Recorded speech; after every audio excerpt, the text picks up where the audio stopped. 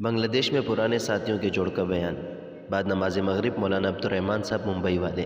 سمجھتے ہوئے عمل کی نیت سے بات کو سننا، اس لیے کہ اللہ کی طرف سے جو داد و دہیش کا نظام ہے وہ آدمی کی نیت ہے۔ وَإِنَّمَا لِكُلِّ امْرِئٍ مَّا نَوَىٰ، حدیث پاک میں یہ فرمایا کہ ہر آدمی کو وہ چیز ملے گی جس کی اس نے نیت کیا۔ اگر عمل کی نیت سے بات سنیں گے تو اللہ عمل کی توفیق دیں گے، جی چاہے نہ چاہے، حالات سازگار ہو نہ سازگار ہو، ماحول مناسب ہو نہ مناسب ہو، ہر حال میں اللہ عمل کرا دیں گے عمل کی نیت کی برکت سے۔ বলছেন যে ভাই এর সাথে সাথে আমাদের আরেকটা কি করতে হবে, যে ভালোভাবে শুনতে হবে, ভালোভাবে বুঝবো, এর সাথে সাথে আমলেরও নিয়ত আমাদের থাকতে হবে। কেন ভালোভাবে শুনতেছি, কেন ভালোভাবে বুঝতেছি? বলেন যে ভাই দোস্ত, যে আমল করার জন্য। যখন এই নিয়তে আমরা শুনবো তখনই আমরা আমলের তৌফিক পাইব। বলছেন যে ভাই দোস্ত, হাদিস শরীফের মধ্যে আসছে যে মানুষ যা নিয়ত করে আল্লাহ পাক রব্বুল আলামিন তাকে সেটাই দান করে। এই জন্য যদি আমরা ভালোভাবে শুনলাম, ভালো বুঝে নিলাম, আর এরপরে যদি আমি আমলের নিয়তে শুনি, তাহলে আল্লাহ পাক রব্বুল আলামিন জাল্লা শানহু এই কথাগুলোর উপরে আমাদেরকে আমল করার তৌফিক দান করবেন। চাই হালত ঠিক থাকুক, চাই হালত খারাপই হোক। বলে যে ভাই পরিবেশ ভালো হোক, পরিবেশ খারাপ হোক, মনে চাক আর না চাক, সর্ব অবস্থায় আল্লাহ পাক রব্বুল আলামিন আমাদেরকে ওই কথাগুলোর উপরে আমল করার তৌফিক দান করুন। آمین۔ اسی کے ساتھ میں اچھی طرح سن کر، اچھی طرح سمجھتے ہوئے اور اچھی طرح کرتے ہوئے پورے عالم میں اور ساری انسانیت تک پہنچانے کی نیت سے سننا، کہ بات کو پورے عالم میں پہنچائیں گے اور ساری انسانیت تک پہنچائیں گے۔ اب پورے عالم میں اور ساری انسانیت تک پہنچانے کا کیا راستہ؟ عالم تو بہت بڑا ہے، کئی سو ملک ہے اور دنیا میں 700 کروڑ انسان ہیں۔ ایک آدمی چھوٹی سی زندگی میں پورے عالم میں اور ساری انسانیت تک کیسے جا سکتا ہے؟ تو جانے کا کیا راستہ؟ تو جانے کا راستہ میرے دوستو یہ ہے کہ جہاں تک اپنی زندگی میں ہم جا سکتے ہیں اور جتنے لوگوں تک ہم جا سکتے ہیں وہاں تک جانا، اور جہاں تک نہیں جا سکے اور جتنوں تک نہیں پہنچ سکے وہاں تک بات کو پہنچانے کے لیے اپنی زندگی میں کام کرنے والے بہترین عملے کو تیار کرنا، یہ محنت کا صحیح رخ ہے۔ اچھی طرح کرنا، اچھی طرح کرنے والے آدمی اپنی زندگی میں تیار کرنا۔ তো বলছেন যে ভাই দোস্ত, আমরা ভালোভাবে শুনলাম, ভালোভাবে বুঝে নিয়ে ভালোভাবে আমল লোক করলাম। বলেন যে এর সাথে সাথে আমাদের আরেকটা কাম করতে হবে। বলেন যে সেটা কি? বলে যে আমাদের এর সাথে সাথে আমাদের এই কথার নিয়ত করতে হবে যে আমরা যে এই কথাগুলো শুনতেছি, এই আর যেটার উপরে আমরা আমল করবো, এইটা সমগ্র দুনিয়ায় এবং সমস্ত মানুষের কাছে আমরা এগুলারে পৌঁছাই। তো সারা দুনিয়া এবং সমগ্র দুনিয়ার মধ্যে যত মানুষ আছে সব মানুষের কাছে আমি এই কথাগুলো, এই কামগুলো আমি পৌঁছাই। তো বলছেন যে ভাই দুনিয়াতে 200-রও ঊর্ধ্বে দেশ, 200-রও বেশি আরো অনেক দেশ আছে, এমনি ভাবে 700 কোটিরও বেশি মানুষ। আমার হায়াত অল্প, অল্প দিনের হায়াতের ভিতরে আমি কি করে সারা দুনিয়ায় যাইব?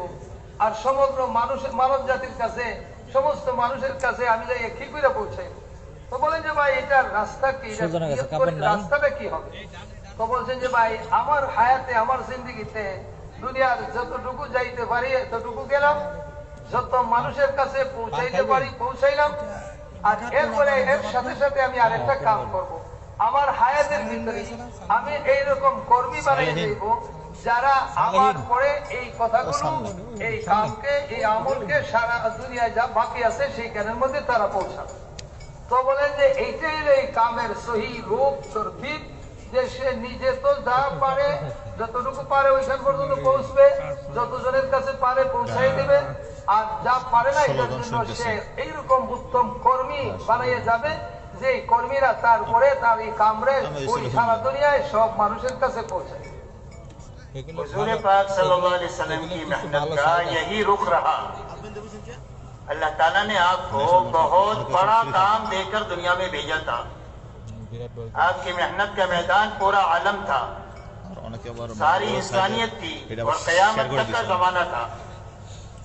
इतना बड़ा काम आपको दिया गया और इतने बड़े काम पर काबू पाने के लिए आपको सिर्फ 23 साल का जमाना दिया गया। 23 साल में आपको इतने बड़े काम पर काबू पाना है। तो हुजूर पाक सल्लल्लाहु अलैहि वसल्लम ने इतने बड़े काम पर काबू पाने के लिए कौन सा रास्ता इख्तियार किया? आपने यही रास्ता इख्तियार किया कि जितनों तक और जहां तक जा सके वहां तक जाने के लिए आपने अनथक मेहनत लगाई और आपने पूरे हिजाज में काम किया। आप जबकि आपके मेहनत का मैदान पूरा आलम है, तो पूरे आलम के काम पर काबू पाने के लिए आपने क्या किया? आपने 23 साल में खुद अपने आप को थकाते हुए मिटाते हुए आपने 1.25 लाख सहाबा अपने हाथों में तैयार किए, जो आपकी बात को लेकर आलम के अंदर में जाएंगे और दुनिया के कोने कोने में जाएंगे। तो बोलेंगे भाई दोस्तों, रसूल पाक सल्लल्लाहु अलैहि वसल्लम કે আল্লাহ পাক রব্বুল আলামিন জাল্লা শানহু যে ফড়াইছে ওনারে জিম্মাদারি দিয়েছেন সমগ্র দুনিয়া। রাসূল পাক সাল্লাল্লাহু আলাইহি সাল্লামের মেহনতের ময়দান সমগ্র দুনিয়া দিয়েছেন, জমানায় একেবারে কিয়ামত পর্যন্ত দিয়ে দিয়েছেন। আচ্ছা, আমি আসি তো একটু জোরে নারায়ণগঞ্জ সমস্ত মানুষের রাসূল পাক সাল্লাল্লাহু আলাইহি সাল্লামের মেহনতের ময়দান বানাইছেন। সব মানুষের জন্য উনি আসছেন, সমগ্র দুনিয়ার জন্য কিয়ামত পর্যন্ত। কিন্তু রাসূল পাক সাল্লাল্লাহু আলাইহি ওয়াসাল্লাম পাইছেন হায়াত কত? বলেন যে দোস্ত মাত্র এইরকম ভাবে 23 বছর হায়াত পাইছেন। এই মেহনতের সুযোগ পাইছেন 23 বছর সময়। তো আল্লাহ রাসূল কি করে এত বড় জিম্মাদারি আর এই কামটা, যে কামের দায়িত্ব ওনার উপরে আসলো, এইটা কেমনে আদায় করলেন? বলেন যে দোস্ত রাসূল পাক সাল্লাল্লাহু আলাইহি ওয়াসাল্লাম অক্লান্ত মেহনত করছেন। মেহনত করে হেজাজে মুকদ্দাসের ভিতরে রাসূল পাক সাল্লাল্লাহু আলাইহি ওয়াসাল্লাম থেকেই মেহনত করছেন। এই জিম্মাদারি আদায় করার জন্য শুধু আরব দেশের ভিতরেই সীমানাই মেহনত করছেন। কিন্তু এই 23 বছরের ভিতরে রাসূল পাক সাল্লাল্লাহু আলাইহি ওয়াসাল্লাম একেবারে কি করছেন? মেহনত করে আছেন। সহস্র সাহাবায়ে কেরামকে তৈয়ার করে গেছেন, যিনারা দুনিয়ার কোনায় কোনায় সেই কামকে লইয়া পৌঁছাচ্ছেন। বলেন যে যিনারা সারা দুনিয়ার মধ্যে এই কাম পৌঁছাইবে, কোনায় কোনায় পৌঁছে যাবে সেই মেহনতকে নিয়ে, সেটার জন্য রাসূল পাক সাল্লাল্লাহু আলাইহি সাল্লাম মেহনত করিয়া এই সহস্র সাহাবায়ে কেরামকে তৈয়ার করছেন। ভাই একটা জিনিস মেহেরবানি করে, কেউ ফটো উঠাইবেন না ভাই, এটা একবারে হারাম কাম। মেহেরবানি করে এই যে এটা মেহেরবানি করে কেউ না কেউ যদি করে ভাই, এটা আপনারা মেহেরবানি করে একটু সামালেন ভাই। মেহমানের সামনে এটা খুব খারাপ জিনিস, কেউ মেহেরবানি করে ফটো না উঠায়। आपने जो मजमा सवालात सहाबा का तैयार फरमाया वो आपकी जिंदगी का आईना था। इसीलिए जब पूछा गया कि सहाबा कौन लोग हैं, तो इनके 2 जुमलों में इनका तारुफ है, फुरसान बिन नहार व रुहबान बिल लैल, बस्साम बिन नहार व बक्का बिल लैल। ये सहाबा की शान है। फरमाया दिन के ये शहसवार है कि घोड़े की पूंछ पर बैठकर पूरी दुनिया में फिर रहे हैं, लोगों को अल्लाह की पहचान कराने के लिए कि अल्लाह कौन है और कैसे है। और फरमाया रातों के ये इबादत गुजार है, कराने के लिए कानू कलीलन मिनल लैली मा यहजऊन व बिल असहार हुम यस्तगफिरून। फरमाया रातों को ये बहुत कम सोते थे और आखिर रातों में उठकर करके मिट के खप के अल्लाह के सामने इस्तिगफार करते थे कि करने का जो काम था उसका हक हमसे अदा नहीं हुआ। फरमाया दिन को हशाश बशाश अल्लाह के दीन का काम करने वाले थे और रातों को अल्लाह के सामने बहुत ज्यादा रोने वाले थे। কথার মধ্যে হইতে পারে, কিন্তু চোখের গুণাটা হয় না। পরিবেশ বুঝছেন না, চোখের গুণা। বলে যে ভাই দোস্ত রাসূল পাক সাল্লাল্লাহু আলাইহি সাল্লাম 23 বছর মেহনত করিয়া সাহাবায়ে কেরাম রাদিয়াল্লাহু আনহুমের জামাত বানাইছেন। বলে যে ভাই দোস্ত এনারাই রাসূল পাক সাল্লাল্লাহু আলাইহি ওয়াসাল্লামের মেহনতের সেই নতিজা। তো বলেন যে ভাই দোস্ত আর বুজুর্গ, এটার দ্বারা কি হয়েছে? বলেন যে সাহাবায়ে কেরামের সেই জামাত তৈরি হয়েছে, যিনারা এই কামটাকে সারা দুনিয়ায় নিয়ে যাবে। তো বলেন যে এনাদের সাহাবাদের পরিচয়টা কি? ওনারা যে তৈয়ার হয়েছেন পরিচয়টা কি? বলছেন যে ওনার দিনের বেলায় ফুরসানুন বিন নাহার রুহবানুন বিল লাইল, আর একটা পরিচয় ওনাদের বাসসাম বিন নাহার। ওয়ালবাকাউন বিল্লাইল। ওনারা দিনের বেলায় এইরকম ভাবে সওয়ার হইয়া মানুষের কাছে সেই পয়গাম পৌঁছাইতেছেন, সারা এরকম ভাবে মানুষের কাছে যাইতেছেন, দুনিয়াতে যাইতেছেন, আর এরকম ভাবে পয়গামকে পৌঁছাইতেছেন। আর রাত্রের বেলায় বলেন যে ওনারা আল্লাহর সামনে বলেন যে কাঁদতেছেন, এইরকম ভাবে আল্লাহর দরবারে ওনারা এরকম আল্লাহর দিকে ফিরতেছেন। বলেন আল্লাহ পাক রব্বুল আলামিন জাল্লা শানহু ওনাদের সম্পর্কে ফরমাইছেন যে ওনারা রাত্রের বেলায় খুবই কম সময় আরাম করেন এবং বেশি সময় এরকম ইস্তেগফারের মধ্যে ওনারা কাটান, আল্লাহর দরবারে রুজু করেন, দুয়ার মধ্যে ওনারা কাটান। তো বলেন যে দিনের বেলায় ওনারা এরকম ভাবে সফর করতেছেন, মানুষকে পয়গাম পৌঁছাইতেছেন, আর রাত্রের বেলায় আল্লাহর সামনে ওনারা কাঁদতেছেন। আর দিনের বেলায় ওনারা হাস্যাস বস্যাস চেহারা, আর রাত্রের বেলায় ওনারা কানলেওয়ালা, বলেন যে আল্লাহর সামনে ওনারা কাঁদতেছেন। এইটা ছিল সাহাবাই কেরামের পরিচয়, যার যেটা রাসূল পাক সাল্লাল্লাহু আলাইহি ওয়াসাল্লাম মেহনত করে তৈরি করে দিয়ে গেছে। हुजूर सल्लल्लाहु अलैहि वसल्लम को अल्लाह ने दाई और मुअल्लिम बना करके भेजा। মদন तो आपका दिन दावत और तालीम के लिए মদনপুর না, और आपकी रात अल्लाह के सामने खड़े होने के लिए, इबादत के लिए और कुरान पाक को तरतील के साथ पढ़ने के लिए और घंटों आंसू बहाने के लिए থানা মদনপুর। आप रात को ऐसा रोते थे और ऐसी आपके सीने से रोने की आवाज आती थी जैसे हंडिया के उबलने की आवाज आती है। यही दोनों चीजें सहाबा में मुंतकिल हुई। इसीलिए सहाबा के बारे में आता है कि वो रात को ऐसा रोते थे जैसे सांप का डसा आके रोता है, ऐसा सहाबा रातों को अल्लाह के सामने रोते थे। और हमारे काम की यही तो बुनियादें हैं, और हमें इस काम के जरिए से यहीं पहुंचना है कि हमारा दिन सहाबा जैसा बने और हमारी रात सहाबा जैसी बने। तो बोलें যে ভাই দোস্ত, রাসূল পাক সাল্লাল্লাহু আলাইহি ওয়াসাল্লাম দায়ী ছিলেন, মুআল্লিম ছিলেন।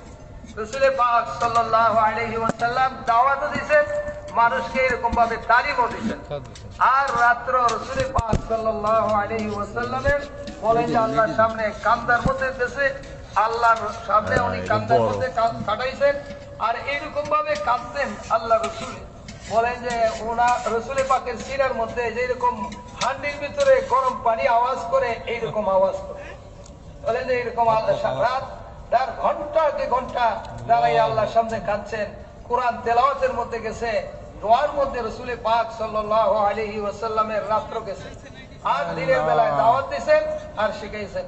বলেন যে এই জিনিস সাহাবায়ে কেরামের মধ্যে গেছে। হযরত সাহাবায়ে কেরাম রাদিয়াল্লাহু তাআলা আনহুম ওনারাও দিন এই মেহনতি করছেন, আর রাত্রে ওনারা আল্লাহর সামনে এরকম কাঁদছেন, এইরকম ছটফট করছেন, যেরকম কাউকে একটা সাপে কামড় দিলে সাপের বিষে বিষ ধরলে যেরকম সে ছটফট করতে থাকে, সাহাবায়ে কেরামের রাত্রটা সেইভাবেই কাটছে। তো বলেন যে ভাই দোস্ত, রাসূল পাকের যে দুই সিফত ছিল, এই দুটো সিফত সাহাবায়ে কেরামের মধ্যে পৌঁছিয়া গেছে। বলেন যে আজকে এই দাওয়াত ও তাবলীগের বুনিয়াদ, বলেন যে এই কাম যে আমরা কোথায় গিয়ে পৌঁছবো, বলেন যে আমরা ওই জায়গার মধ্যে পৌঁছাই হইল এই কামের দ্বারা উদ্দেশ্য, যেখানে সাহাবায়ে কেরাম ছিলেন। क्यों भाई करेंगे और करने वाले आदमी तैयार करेंगे। ইনশাআল্লাহ বলে যে ভাই আমরা করবো তো, এবং এরকম করনেওয়ালা কর্মী বানাইবো তো। ইনশাআল্লাহ बांझ बन करके नहीं मरेंगे। বলে যে ভাই আমরা ভাঞ্জা হইয়া মরবো না তো। अल्लाह बहुत खुश रखे, बहुत खुश বানাই रखे। কইব বলেন যে ভাই আল্লাহ আপনাদেরকে খুশি রাখুক এবং আল্লাহ আপনার বহুত কবুল ফরমান। मेरे मोहतरम बुजुर्गों दोस्तों, समझने और समझाने की बात यह है कि रूए जमीन पर बसने वाले हर एक मर्द और हर एक औरत की दुनिया और आखिरत के बनाने के लिए अल्लाह ने हर जमाने में अपने पास से दीन उतारा है। বলেন যে ভাই যে কথাটা আমাদের বুঝতে হবে এবং বুঝাইতে হবে সেটা কি, বলেন যে দুনিয়াতে যত মানুষ পুরুষ মহিলা বাস করে, বলেন যে ইনাদের দুনিয়ার সমস্ত মানুষের জন্য, বলেন যে মানুষকে কামিয়াবি সফলতা দেওয়ার জন্য, বলেন যে এটা আল্লাহর নিয়ম। প্রত্যেক জমানায় আল্লাহ পাক রব্বুল আলামিন আপনার পক্ষ থেকে ওই জমানার মানুষের জন্য সফলতার কামিয়াবি দেওয়ার জন্য দিন পাঠাইছে। और अल्लाह ने अपनी सुन्नत रुए जानी बिन पर यह जारी फरमाई है कि जो कोई भी दीनदारी के साथ जिएगा और दीनदारी पर मरेगा, अल्लाह उसकी दुनिया भी अच्छे से अच्छी बना देंगे और हमेशा हमेशा कभी न खत्म होने वाली आखिरत की जिंदगी भी अल्लाह उसकी अच्छे से अच्छी बना देंगे। और जो बेदीनी के साथ जिएगा या बेदीनी पर मरेगा, अल्लाह नतीजतन इसकी दुनिया भी उजाड़ेंगे और नतीजन उसकी आखिरत भी उजाड़ेंगे, जिसके बाद कभी भी आबादी नहीं होगी। বলে যে ভাই দোস্ত, যে ব্যক্তি এই দিনের সাথে জিন্দেগি তার চালাবে, দিনের উপরে তার জিন্দেগি উঠাইবে, দিনদার হিসেবে দুনিয়াতে থাকবে, জিন্দেগিটা তার কাটাইবে এবং দিনের উপরেই সে তার মরবে, তো আল্লাহ পাক রব্বুল আলামিন জাল্লা শানুহু তার দুনিয়া ভালো বানাই দিবেন, দুনিয়ারে উত্তমের চেয়ে উত্তম বানাইবেন এবং সে যখন আখিরাতে যাবে তো আখিরাত আল্লাহ পাক রব্বুল আলামিন তার জন্য দুনিয়ার চেয়েও আরো বহুগুণ ভালো এবং উত্তম বানাই দিবেন। আর বলেন যে ব্যক্তি বেদিনের উপরে মরবে, বদিন, সে তার জিন্দগিতে দুনিয়াতে দিন নাই আর বেদিনের সাথে চলে, মরছেও দিন সারা, এই দুনিয়ার থেকে গেল, তো আল্লাহ পাকে তার দুনিয়াকেও ধ্বংস করে দিবেন এবং বলেন যে আখিরাত তো আল্লাহ পাক রব্বুল আলামিন চিরস্থায়ী তার আখিরাতকে ধ্বংস করবে, সে চিরস্থায়ী সেই আখিরাতের ধ্বংসের মধ্যে যাবে। दुनिया की जिंदगी का बनना ये नहीं है कि गरीब आदमी मालदार हो जाएगा, बल्कि दुनिया की जिंदगी का बनना ये है कि जिस हाल में भी वो है उस हाल में अल्लाह दिलों में सुकून, इत्मीनान और चैन अता फरमाएंगे। তো বলেন যে ভাই দুনিয়া উত্তম বানানোর অর্থ এটা নয় যে গরিব সে মালদার হয়ে যাবে, বরঞ্চ অর্থ হইল দুনিয়া বানানোর যে চাই সে যে হালতেই থাকুক, চাই গরিব হোক আর ধনী হোক, আল্লাহ পাক রব্বুল আলামিন তার দিলের মধ্যে শান্তি, রাহাত, ইত্মিনান দান করবেন। বলেন যে এইটা হইল দুনিয়াকে বানানোর উদ্দেশ্য। दूसरा इनाम अल्लाह दुआओं में कबूलियत अता फरमाएंगे, इसलिए कि दुनिया हालात का घर है। जब कभी भी कोई हाल आएगा तो दुआ के रास्ते से अल्लाह उस हाल को खत्म फरमाएंगे। আর বলেন যে ভাই দ্বিতীয় তার দুনিয়াতে বানাইবেন, এটা কি আল্লাহ পাক রব্বুল আলামিন ওই দিনদার ব্যক্তির দোয়াকে আল্লাহ পাক রব্বুল আলামিন কবুল করবেন। বলে যে দুনিয়া তো এটা একটা হালতের, কোন সময় এক পেরেশানি, কোন সময় আরেক পেরেশানি আসতেই থাকবে। তো বলেন যে কোন হালতের মধ্যে সে পড়বে, কোন অবস্থার মধ্যে, তো সেইখানে সে দোয়া করবে, আল্লাহ পাক রব্বুল আলামিন তার দোয়া কবুল করে তার সেই সমস্যাকে, তার হালতকে আল্লাহ পাক ঠিক করে দেবে। उसी के साथ में मुकद्दर की जो थोड़ी ज्यादा रोजी अल्लाह ने लिखी है वो हलाल और बरकत वाली बना करके देंगे। আর এরই সাথে সাথে দোস্ত আল্লাহ পাক রব্বুল আলামিন দুনিয়াতে তার রিজিক যা রাখছেন, চাই বেশি হোক আর চাই কমই হোক, আল্লাহ পাক রব্বুল আলামিন তাকে হালাল রাস্তায় দান করবেন এবং ওই রিজিকের মধ্যে তার আল্লাহ বরকত দান করবেন। उसी के साथ अल्लाह ताला आपस में मोहब्बतें अता फरमा देंगे कि घराने में, बिरादरी में, कौम में, मुल्क में, आलम में आपस में मोहब्बतें होंगी कि जिस मोहब्बतों के रास्ते से जीना आसान हो जाएगा और झगड़ों के रास्ते से जिंदगी मुश्किल हो जाती है। তো বলেন যে ভাই দোস্ত এর সাথে সাথে আল্লাহ পাক রব্বুল আলামিন আপসে মহব্বত দান করেন।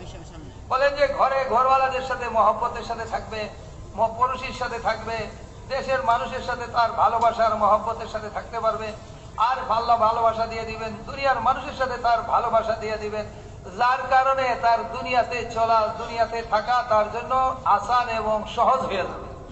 আর বলেন যে ঝগড়ার সাথে দুনিয়াতে থাকা, বলেন যে চলা সেটা অত্যন্ত কঠিন। মহব্বত নাই, আপসে ঝগড়া, তো সেই জ্ঞানের মধ্যে থাকা অত্যন্ত কঠিন হয়ে পড়ে।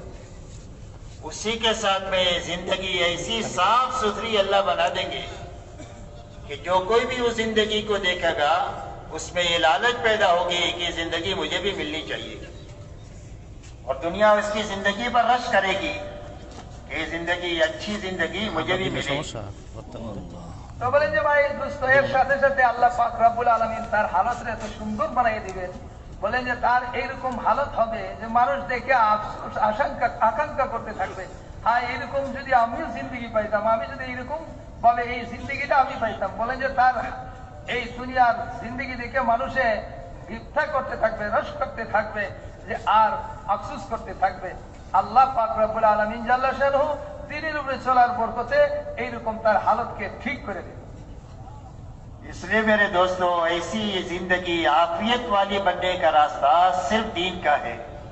रहा दुनिया में जितने असबाब है जिसमें लोग अपनी रोजी रोटी की तलाश में लगते हैं, तिजारत है, खेती है, मुलाजिमत है, हुकूमत है, डॉक्टरी है, इंजीनियरिंग है, साइंस है, ये जितने असबाब है और इंसानों पर जितने अच्छे बुरे हालात आते हैं, कभी खुशी के, कभी गम के, कभी बीमारी के, कभी तंदुरुस्ती के, कभी मालदारी के, कभी गरीबी के, कभी राहत के, कभी तकलीफ के, तो ये असबाब और हालात न तो कामयाबी के लिए है और न तो नाकामी के लिए है, बल्कि सिर्फ इम्तिहान के लिए है और गुजारे के लिए है। जिंदगी की जरूरतों के गुजारे के लिए अल्लाह ने इसको बनाया है। बाकी इम्तिहान के लिए है। अल्लाह हर एक को छोटे बड़े सबब में रखकर आजमाना चाहते हैं कि यह हुक्म को सामने रखकर जीता है या ख्वाहिश को सामने रख करके जीता है, हालात में हुक्म को पूरा करता है या हालात के ताबे होकर के जिंदगी गुजारता है। इस इम्तिहान के लिए अल्लाह ने असबाब भी बनाए हैं और हालात भी बनाए हैं। বলেন যে দোস্ত, এই জন্য দুনিয়ার জিন্দগি ভালো হওয়ার জন্য তো হইলো আল্লাহ পাকে দিয়েছেন দিন, এরকম ভাবে আখিরাতেও ভালো হওয়ার জন্য দিন দিয়েছেন। কিন্তু বলেন যে এরপরে রয়ে গেল আসবাব। বলেন যে মানুষের যে দুনিয়াতে চলার জন্য, খানা পিনার জন্য, রুটি রুজির জন্য আল্লাহ পাকে যে সমস্ত আসবাব দিয়েছেন, বলেন যে ভাই বুজুর্গ আর দোস্ত, এই যে এরকম আল্লাহ পাকে দিয়েছেন মানুষের জন্য ব্যবসা, ক্ষেত কামা, মজদুরি, এইরকম ভাবে ডাক্তারি, ইঞ্জিনিয়ারিং, বলেন যে ভাই দোস্ত, এগুলো সব যে আল্লাহ পাক রব্বুল আলামিন জাল্লা শানুহু আসবাব দিয়েছেন, বলেন যে ভাই দোস্ত, এই আসবাবের মধ্যে আল্লাহ পাক রব্বুল আলামিন জাল্লা শানুহু মানুষ আসবাবের উপরে আবার হালত আল্লাহ পাকে নিয়ে আসেন। আসবাবের সত্ত্বেও কোন সময় মানুষ পেরেশান, কোন সময় তার পেরেশানি নাই, পেরেশান মুক্ত থাকে, কোন সময় সুস্থ, কোন সময় অসুস্থ, কোন সময় সে খুশি, কোন সময় আবার সে পেরেশান, এই যে কোন সময় সুখী, কোন সময় দুঃখী, এই সমস্ত হালত আল্লাহ পাকে এই আসবাবের ভিতরেই রেখে নিয়ে আসেন। এটার কারণ কি? বলেন যে এগুলার দ্বারা এই আসবাব দিয়া হালতের আল্লাহ পাক রব্বুল আলামিন জাল্লা শানুহু বান্দার এখানে পরীক্ষা নিচ্ছেন, মানুষের পরীক্ষা নিচ্ছেন যে কে এই সমস্ত হালতের উপরে এই আসবাবের ভিতরে থেকে আল্লাহ পাকের হুকুমরে সামনে রেখা, আল্লাহর দ্বীনকে সামনে রেখে তার জিন্দগি চালায়, আর কে আল্লাহর হুকুমকে বাদ দিয়ে এখানের মধ্যে জিন্দগি চালায়। इसीलिए हमसे पहले जो लोग दुनिया में गुजरे हैं, इनके वाक़यात को बयान किया गया है कि हज़रत सुलेमान अलैहिस्सलाम और हज़रत दाऊद अलैहिस्सलाम, इनके पास बहुत बड़ा मुल्क था, नबी भी थे और हाकिम भी थे। अल्लाह ने इन दोनों को बड़ी बड़ी हुकूमतें देकर अल्लाह ने इनको चमका दिया। ऐसे ही नमरूद और फिरौन के पास हुकूमत थी और अल्लाह ने इन दोनों को हुकूमत में रखकर उजाड़ दिया। तो बोले जो भाई दोस्तों, हजरत दाऊद अलैहिस्सलाम और सुलाइमान अलैहिस्सलाम अल्लाह पाक रब्बुल आलमीन जल्ला शानुहु उनाদেরকে বহুত বড় রাজত্ব দিয়েছেন। তো বলেন যে ভাই উনাদেরকে আল্লাহ পাকে রাজত্ব দিয়েছেন, নবুয়ত দিয়েছেন। তো উনাদেরকে এত বিশাল রাজত্বের মধ্যে রাখিও আল্লাহ পাক রব্বুল আলামিন জাল্লা শানুহু উনাদেরকে কামিয়াব করে দিয়েছেন। আর ওই দিক দিয়ে নমরুদ আর ফেরাউন তাদেরকেও আল্লাহ পাকে রাজত্ব দিয়েছিলেন, কিন্তু ওনারা এরকম বিশাল রাজত্ব নমরুদই পাইছে, এমনি ভাবে ফেরাউনেও পাইছে, পাওয়ার পর আল্লাহ পাক রব্বুল আলামিন ওদেরকে ওই রাজত্বের ভিতরে রেখেই তাদেরকে ধ্বংস করে দিয়েছেন। वजारत हजरत यूसुफ अलैहिस्सलाम के पास थी, अल्लाह ने इनको चमका दिया। और वजारत हामान के पास थी, अल्लाह ने हामान को वजारत में रखकर उजाड़ दिया। তো বলেন যে ভাই হযরত ইউসুফ আলাইহিস সালামকে আল্লাহ পাকে মন্ত্রিত্ব দান করেছিলেন, উনি ওজির হইলেন, কিন্তু ওজির ওজারতের মধ্যে রেখেই আল্লাহ পাক রব্বুল আলামিন ওনাকে চমকাইলেন, কামিয়াব করলেন। আর এই দিক দিয়ে হামানকে আল্লাহ পাকে মন্ত্রিত্ব দিয়েছিলেন, এই মন্ত্রিত্বর ভিতরেই তাকে আল্লাহ ধ্বংস করলেন। माल कारून के पास था और इतना माल था कि उसके खजाने की चाबियां एक ताकतवर जमात उठाया करती थी, लेकिन अल्लाह ने उसको उसके माल के साथ जमीन में धंसा दिया और कयामत तक ये धंसता ही चला जाएगा। दूसरी तरफ माल हजरत अब्दुर्रहमान इब्न औफ रज़ी अल्लाह तआला अन्हु के पास था। ये बहुत बड़े मालदार थे। जब इनका इंतकाल हुआ है और उनकी विरासत को वारिसों में तकसीम किया गया है, तो सोने की इतनी ईंटें थी कि इसको काटने के लिए काटने वालों के हाथों में छाले पड़ गए, लेकिन इतने माल ने उनको नुकसान नहीं पहुंचाया। वो उन 10 सहाबा में हैं जिनको अल्लाह के नबी सल्लल्लाहु अलैहि वसल्लम ने दुनिया ही में जन्नत की बशारत अता फरमाई। বলে যে দোস্ত, আল্লাহ পাক রব্বুল আলামিন কারুনকে আল্লাহ পাকে মাল দিয়েছিলেন। বলে যে আল্লাহ কারুনকে কত মাল দিয়েছিলেন, এত বেশি মাল দিয়েছিলেন, তার সেই মালখানার যে চাবি, তার সেই গুদামের চাবি, এগুলো উঠাইবার জন্য বিশাল শক্তিশালী এক জমাতের দরকার পড়ত। এক দুইজনে পারত না, এত বেশি চাবি তার ছিল আর এত মাল তার ছিল। এগুলা সত্ত্বেও সে ধ্বংস হয়ে গেল। আল্লাহ পাকে এত সব মাল থাকা সত্ত্বেও তাকে এই মাল সহ আল্লাহ জমিনের মধ্যে ধসাই দিয়েছেন এবং কিয়ামত পর্যন্ত সে মাটির মধ্যে ধসতেই থাকবে, নিচের দিকে যাইতেই থাকবে। আর বলেন যে দোস্ত, আল্লাহ পাক রব্বুল আলামিন হযরতে আব্দুর রহমান ইবনে আউফ রাদিয়াল্লাহু আনহুকে মাল দিয়েছিলেন। আর বলেন যে হযরতে আব্দুর রহমান ইবনে আউফ রাদিয়াল্লাহু আনহু বহুত বড় মালদার ছিলেন, ওনাকেও আল্লাহ বহুত মাল দিছিল। যখন ওনার ইন্তেকাল হয়ে গেল, তো ওনার ঘরে এইরকম এত সোনার ইট ছিল যেগুলাকে ওনার ওয়ারাসত রেখে গেছিলেন, ওনার ওয়ারিসদের মধ্যে বন্টন করার জন্য এক জমাত এইগুলার যে টুকরা করছে, এদের হাতের মধ্যে ঠুসা উঠিয়ে গেছে, এত বেশি ছিল। তো বলে যে এগুলা থাকা সত্ত্বেও এই আল্লাহ পাকে ওনাকে কামিয়াব করছেন। রাসূল পাক সাল্লাল্লাহু আলাইহি ওয়াসাল্লাম যেই 10 জন সাহাবায়ে কেরামকে দুনিয়াতেই জান্নাতের সুসংবাদ দিয়েছে, এর মধ্যে একজন হইলেন হযরতে আব্দুর রহমান ইবনে আউফ রাদিয়াল্লাহু তাআলা। আল্লাহ পাকে ওনার এত মালের মধ্যে ওনাকে কামিয়াব করছেন। तिजारत कौम शुएब के पास थी और अल्लाह ने कौम शुएब को तिजारत में रखकर उजाड़ दिया, और तो है तिजारत मुहाजिरीन मक्का के पास थी। मक्का के मुहाजिरीन तिजारत पेशा थे, अल्लाह ने उनकी तिजारत में उनको कामयाब कर दिया। তো বলেন যে ভাই, শুআয়ব আলাইহিস সালামের কওমের কাছে, ওনার সেই পুত্রের কাছে, পুত্রের লোকদের কাছে ব্যবসা ছিল, ওরা ব্যবসায়ী ছিল। তিনি বলেন যে ভাই দোস্ত, ব্যবসার ভিতরেই আল্লাহ পাক রব্বুল আলামিন ব্যবসা থাকা সত্ত্বেও ওদেরকে ব্যবসার মধ্যে ধ্বংস করে দিলেন। আর মুহাজিরিন যারা ছিলেন, মক্কা শরীফের মুহাজিরিনরা, এনারাও ব্যবসায়ী ছিলেন, কিন্তু আল্লাহ পাক রব্বুল আলামিন জাল্লা শানুহু ইনাদেরকে কামিয়াব করে দিয়েছেন। बागात कौम सबा के पास थे, अल्लाह ने कौम सबा को बागात में रखकर उजाड़ दिया, और बागात अंसारे मदीना के पास थे रज़ी अल्लाहु अन्हुम अजमईन के पास, और अल्लाह ने इनको बागात में रखकर चमका दिया और इतनी बरकतें दिया कि आज 1500 साल से पूरी दुनिया मदीना की खजूर खा रही है और खत्म होकर के नहीं देती। বলে যে ভাই দোস্ত, কওমে সাবা ওনাদের বাগান ছিল, খেতি বাড়ি ওনাদের ছিল। বলে যে ওনাদের খেতি বাড়ির মধ্যে রেখেই আল্লাহ পাক রব্বুল আলামিন ওনাদের বাগানের মধ্যে রেখেই ধ্বংস করে দিলেন।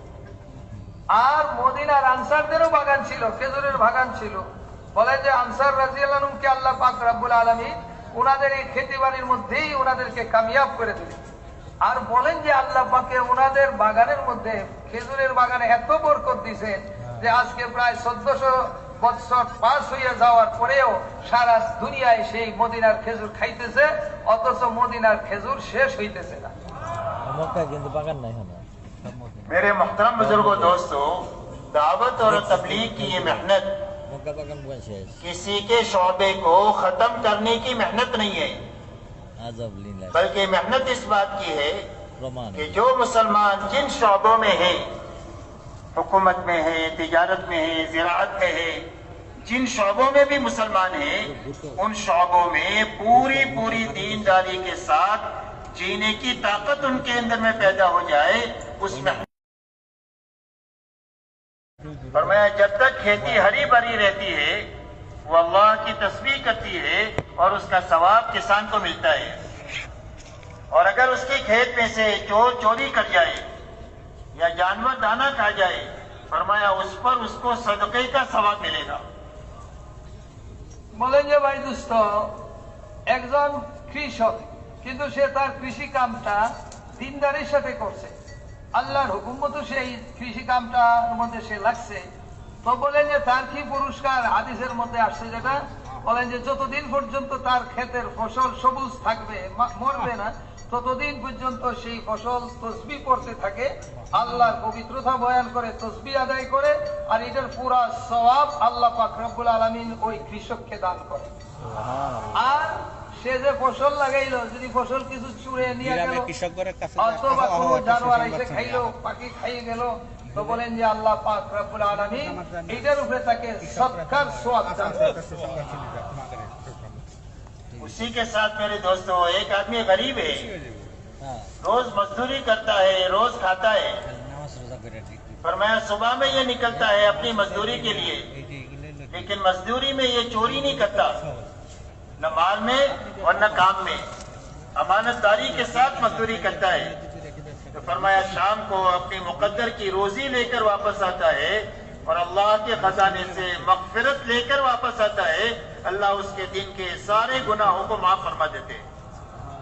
বলছেন যে ভাই দোস্ত, একজন মজদুর, নাই তার মাল, গরিব মানুষ, মজদুর, বলেন যে সকালে মজদুরি করতে চলে গেল, আর বলেন যে সেই মজদুরিতে যাইয়া সে কি করলো, বলেন যে সে এরকম ভাবে দিনদারির সাথে বলেন যে মজদুরি করলো, সেখানে সে চুরি করলো না। বলেন যে কি, বলেন যে ভাই কামেও চুরি করলো না, নমাজও চুরি করলো না, বরঞ্চ সব আমানতদারির সাথে সে কাম করলো।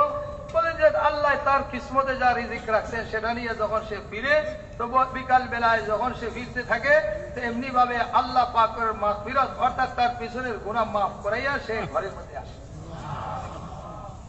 इसलिए मेरे दोस्तों, ये मेहनत इस बात की है कि हर फर्द उम्मत की जिंदगी में जिस शोबे में भी है पूरी पूरी दीनदारी आ जाए, इसलिए कि दीन पूरा होगा तो अल्लाह की तरफ से मदद और कामयाबी आएगी। और अगर जिंदगी में दीन अधूरा है, और अधूरा दीन इसको कहते हैं कि अल्लाह ताला ने दो लाइन के अहकामात दिए हैं, एक करने के लाइन के अहकामात दिए हैं और एक बचने के लाइन के अहकामात दिए हैं। करने के सारे काम करना और बचने की सारी चीजों से बचना, ये पूरी दीनदारी है। करने के कुछ काम किए, कुछ छोड़ दिए, बचने की कुछ चीजों से बचे, कुछ चीजों से नहीं बचे, ये अधूरा दीन है। जब जिंदगी में दीन अधूरा होगा तो अल्लाह की तरफ से मदद और कामयाबी आने के बजाय दुनिया में नकद मुसीबतें आएगी। इसीलिए कुरान में फरमाया, मा असाबकुम मिन मुसीबतिन फबिमा कसबत अयदीकुम व याफू अन कसीर। फरमाया जो मुसीबतें तुम्हारे पर आ रही है इनफरादी इज्तिमाई जिंदगियों में, तुम्हारे हाथों के गलत कामों की वजह से आ रही है, और बहुत सारी गलतियां तो वो है कि जिसको अल्लाह माफ फरमा देते हैं। इसलिए ये समझने की बात है कि अल्लाह की तरफ से पूरी पूरी कामयाबी उस वक्त मिलेगी जब जिंदगी में दीन पूरा हो। दावत और तबलीग की मेहनत इस बात की है कि हर फर्द उम्मत में पूरा पूरा दीन अपनी हकीकत के साथ जिंदा हो जाए। বলছে ভাই দোস্ত, এখন আমরা যে এই আসবাবগুলোর মধ্যে রাখবো, বলেন যে এখন উদ্দেশ্য হইল মেহনতের যে আমরা যে লাইনে আছি সেই লাইনের মধ্যে যাতে আমরা পুরা পুরা দিনদারির সাথে সেই কাম আমরা করতে পারি, চাই ব্যবসা হোক, মজদুরি হোক, খেত কামার হোক, যে কোনো লাইনে আমি যখন আমি যেটার মধ্যেই আছি সেই কাজের মধ্যে যদি আমি পুরা পুরা দিনদারির সাথে আমি সেই কাম করি, সেই আসবাবের মধ্যে আমি থাকি, তাহলে কি হবে, আল্লাহ পাক রব্বুল আলামিন আমাকে কামিয়াবও করবেন, আর এমনি ভাবে আল্লাহ পাকের সাহায্য নামে আসবে। আল্লাহ আমাকে ওইখানের মধ্যে ওই লাইনে আমাকে আল্লাহ সাহায্য করবেন। কিন্তু বলছেন যে ভাই দোস্ত, শর্ত কি? শর্ত হইল যে আমি পুরা পুরা দিন থাকতে হবে, আর যদি পুরা পুরা দিন না হয় তাহলে হবে না। আধুরা দিন হইলে আর এরকম থাকবে না। বলেন যে পুরা দিন কি? যে পুরা দিন হইল আল্লাহ পাকে যে হুকুম দিয়েছেন, আল্লাহর হুকুম দুই লাইনের, কিছু আল্লাহর আহকাম এইরকম আছে যেগুলা করণীয়, আর কিছু আল্লাহর হুকুম এরকম আছে যেগুলা বর্জনীয়, না করার জন্য আল্লাহ বলছেন। তো বলেন যে আধুরা দিন কোনটা? যা আল্লাহ করার জন্য বলছেন সেগুলা কিছু করলাম, কিছু ছাড়িয়ে দিলাম। যা করতে আল্লাহ পাক রব্বুল আলামিন নিষেধ করছেন, বলেন যে সেটা কিছু ছাড়লাম আর কিছু আমি করলাম। তো বলেন যে দোস্ত, এটা হইলো আধুরা দিন। আধা দিন, এইখানে দিনদারি পুরা নেই, আধা দিন আছে। বলেন যে এরকম আধুরা দিন যদি হয় তো এর দ্বারা আল্লাহর সাহায্য মদত তো আসবেই না, বরঞ্চ আল্লাহ পাকের পক্ষ থেকে আরো পাকড় আসবে, মুসিবত আসবে। এই জন্যই আল্লাহ পাক রব্বুল আলামিন যে কোরআন শরীফের মধ্যে ফরমাইছেন এই যে জলার স্তরের মধ্যে আর যে বলেন যে এই পেরেশানি আর এই যে মুসিবত এটা তোমাদের হাতেরই কামাই, আর বলেন যে এরকম কিছু আছে তোমাদের করণীয় ভুল যেগুলো আল্লাহ পাকে অনেক কিছু মাফও করিয়া দেন। তো বলছেন যে ভাই দুস্থ আর বুজুর্গ যে কারের মধ্যে আল্লাহর সাহায্য আর মদদ আসতো ওই কারের মধ্যে আরো ওই আদুরা দিনের কারণে আল্লাহর পক্ষ থেকে পেরেশানি আর মুসিবত আসবে। এই জন্য দাওয়াত আর তবলিগের মেহনতের দ্বারা উদ্দেশ্য হইল যাতে আমরা এই সমস্ত লাইনের মধ্যে সব লাইনে আমাদের মধ্যে পুরা দিনদারি থাকে, পুরা দিন আসিয়া যায়। अब मेरे मोहतरम दोस्तों, पूरा दीन समझने का मेयार क्या है? कहाँ से हम समझेंगे कि पूरा दीन क्या है? तो पूरा दीन समझने का मेयार हुजूर पाक सल्लल्लाहु अलैहि वसल्लम की ज़ाते गिरामी है और सहाबा की जमात है। आपके बारे में अल्लाह ने कुरान में ये फरमाया, लक़द कान लकुम फी रसूलिल्लाहि उस्वतुन हसना। तुम्हारे लिए हुजूर सल्लल्लाहु अलैहि वसल्लम की जिंदगी में बेहतरीन नमूना है। सहाबा के बारे में आपने ये फरमाया, जब पूछा गया कि हक क्या है, फरमाया मा अना अलैहि व अस्हाबी, फरमाया हक वो है जिस पर मैं हूँ और मेरे सहाबा है।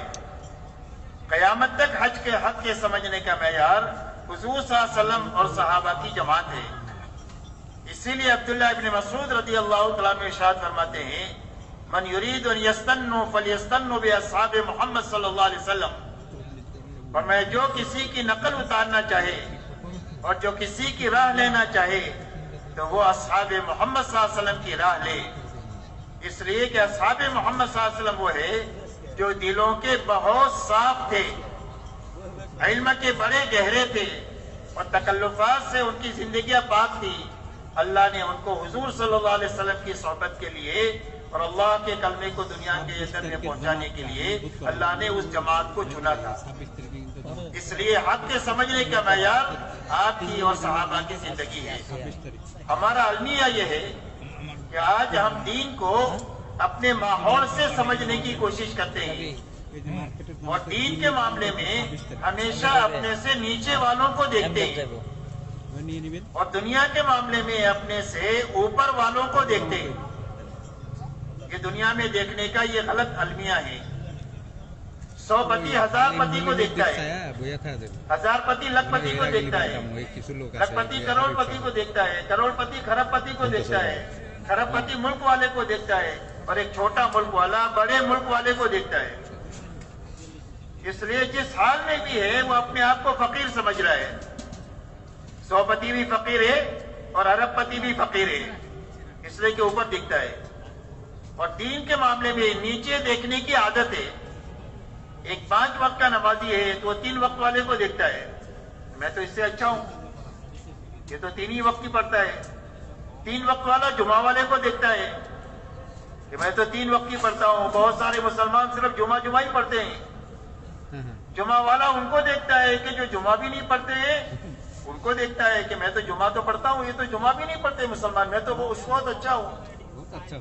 और जो जुमा भी नहीं पढ़ते वो उनको देखते हैं जो गुनाहों में डूबे हुए हैं कि हम सिर्फ नमाज ही नहीं पढ़ते, बाकी कोई बुराई का काम थोड़ी करते हैं। आप इनको जाकर के समझाओ जो गुनाहों में डूबे हुए हैं, बिगड़े हुए लोगों को। और बिगड़े हुए लोगों के पास जाओ तो कहते हैं कि हमने कलमा पढ़ा है, जन्नत हमारे बाप की है, आप तो बेईमानों को जाकर कलमा पढ़ाओ, ये मुसलमानों में काम तबलीग का लेकर कहां से आए? तो दीन के मामले में नीचे देखने की आदत है और दुनिया के मामले में ऊपर देखने की आदत है, जिसके नतीजे में वो हर आदमी गरीब है और हर आदमी बेदीनी के बावजूद अपने आप को दीनदार समझ रहा है।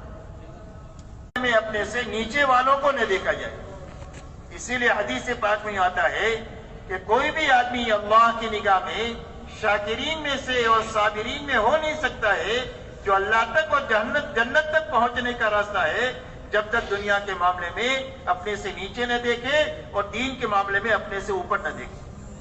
तो बोलें যে ভাই দুস্থ এখন সাহাবায়ে কেরাম রাদিয়াল্লাহু তাআলা বলেন যে ভাই দুস্থ আর বুজুর্গ, এজন্য আল্লাহ পাক রব্বুল আলামিন জাল্লা শানুহু ফরমাইছেন যে রাসূল পাক সাল্লাল্লাহু আলাইহি ওয়াসাল্লাম হইলেন তোমাদের জন্য উত্তম নমুনা। যা তোমরা অনুসরণ করো। আর সাহাবায়ে কেরাম সম্পর্কে রাসূল পাক সাল্লাল্লাহু আলাইহি ওয়াসাল্লাম ফরমাইছেন যে হকটা কি, মা আনা ওয়া আলাইহি ওয়া আসহাবি, বলেন যে যেটার উপরে আমি আছি এবং আমার সাহাবায়ে কেরাম আছেন এইটাই হইল হক। তো বলছেন যে দোস্ত তাহলে আমাদের দেখতে হবে পুরা দিন যদি আমরা দেখি তাহলে দেখতে হবে রাসূল পাক সাল্লাল্লাহু আলাইহি ওয়াসাল্লামের জিন্দেগি এবং হযরত সাহাবায়ে কেরাম রাদিয়াল্লাহু তাআলা আনহুমের জিন্দেগিকে আমাদের দেখতে হবে। এমনি ভাবে হযরতে আব্দুল্লাহ ইবনে মাসউদ রাদিয়াল্লাহু তাআলা আনহু উনি কি ফরমান, উনি ফরমান যে যদি তোমরা অনুসরণ করতে চাও তাহলে মুহাম্মদুর রাসূলুল্লাহ সাল্লাল্লাহু আলাইহি ওয়াসাল্লাম ওনাদের কি করতে হবে, বলেন যে ওনার সাহাবীকে দেখো যাদের বলেন যে দিল বিলকুল পাক ছিল, এলিমের মধ্যে ওনারা অনেক গভীর ছিলেন, গভীর এলিম ওনাদের ছিল এবং কোন তাকাল্লুফ ওনাদের মধ্যে ছিল না, এটার থেকে পবিত্র ছিলেন। আর বলেন যে ভাই বুজুর্গ আর দোস্ত ওনাদেরকে আল্লাহ পাক রব্বুল আলামিন নির্বাচন করে নিছেন, চুনিয়ে নিছেন আল্লাহ পাক নবীর সহবতের জন্য আর আল্লাহর দ্বীনকে কায়েম করার জন্য। তো বলছেন যে ভাই দোস্ত ইনারা হইলেন আমাদের জন্য দেখার জিনিস, দিনের মধ্যে ওনারাই হইলেন নমুনা পুরা দিনের, আল্লাহ রসুল এবং হযরত সাহাবায়ে কেরাম।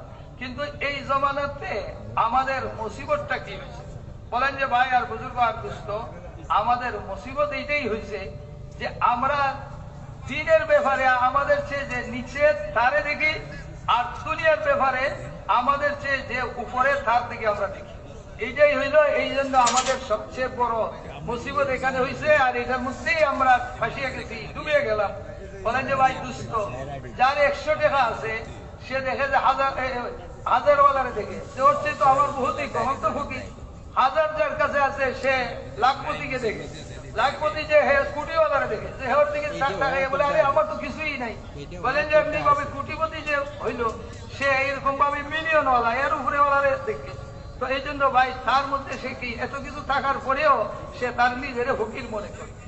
আর দিনের ব্যাপারে হয়েছে বলেন যে নিচেওয়ালারে দেখে যে 5 ওয়াক্ত নামাজ পড়ে, ইনি কি বলে যে সে দেখে যে 3 ওয়াক্ত নামাজ পড়ে, আরে ওর চেয়ে তো আমি বহুত ভালো আছে, আমি 5 ওয়াক্ত নামাজ পড়ি অত 3 ওয়াক্ত মাত্র পড়ে।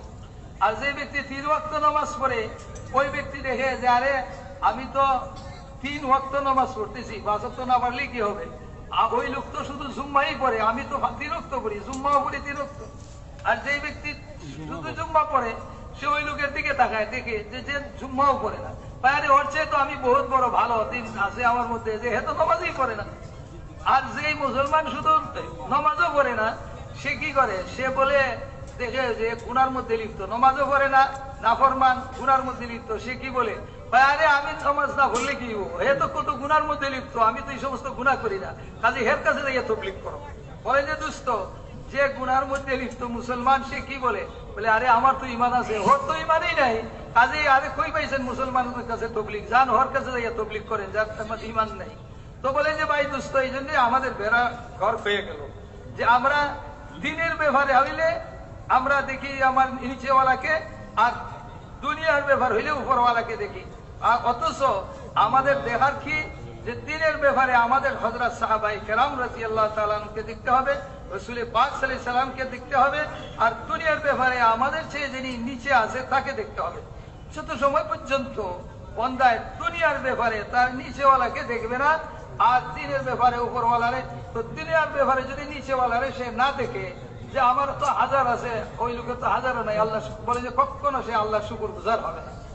আর বলেন যে ভাই দুস্থ আর বুজুর্গ যত সময় পর্যন্ত বান্দার মধ্যে শুকর আর সবর না আসবে বলেন যে সে জান্নাতের রাস্তায় যাবে না। এই জন্য বলতেন যে ভাই আর বুজুর্গ দুস্থ হাদিসের মধ্যে আইছে যে আপনার সাবির আর শাকির ওই সময় হইতে পারবেন যখন আপনি দিনের ব্যাপারে আপনার উপরওয়ালাকে দেখবেন আর দুনিয়ার ব্যাপারে আপনার নিচে যে আছে তাকে দেখবেন। তো এই জন্য দুস্থ বলেন যে আমাদের তো ওইখানে দেখতে হবে দিনের ব্যাপারে, আর দুনিয়ার ব্যাপারে আমার নিচেওয়ালাকে দেখতে হবে। हुजूर पाक अलैहिस्सलातु वस्सलाम नबूवत के मिलने के बाद से लेकर इस दुनिया से तशरीफ ले जाने तक जो जिंदगी आप जिए और जिस जिंदगी पर जीने के लिए आपने अपनी उम्मत को तैयार फरमाया, इस उम्मत में मर्द भी है, औरतें भी है, जवान भी है, बूढ़े भी है, मालदार भी है, गरीब भी है, शहरी भी है और देहाती है, فرمایا اس جماعت کے اور آپ کی زندگی کی سب سے پہلی بنیاد لا الہ الا اللہ محمد رسول اللہ ہے۔ سب سے پہلی محنت یہ اس بات کی ہوئی کہ ہر ایمان میں آنے والے کا ایمانی کلمہ ٹھیک ہو جائے۔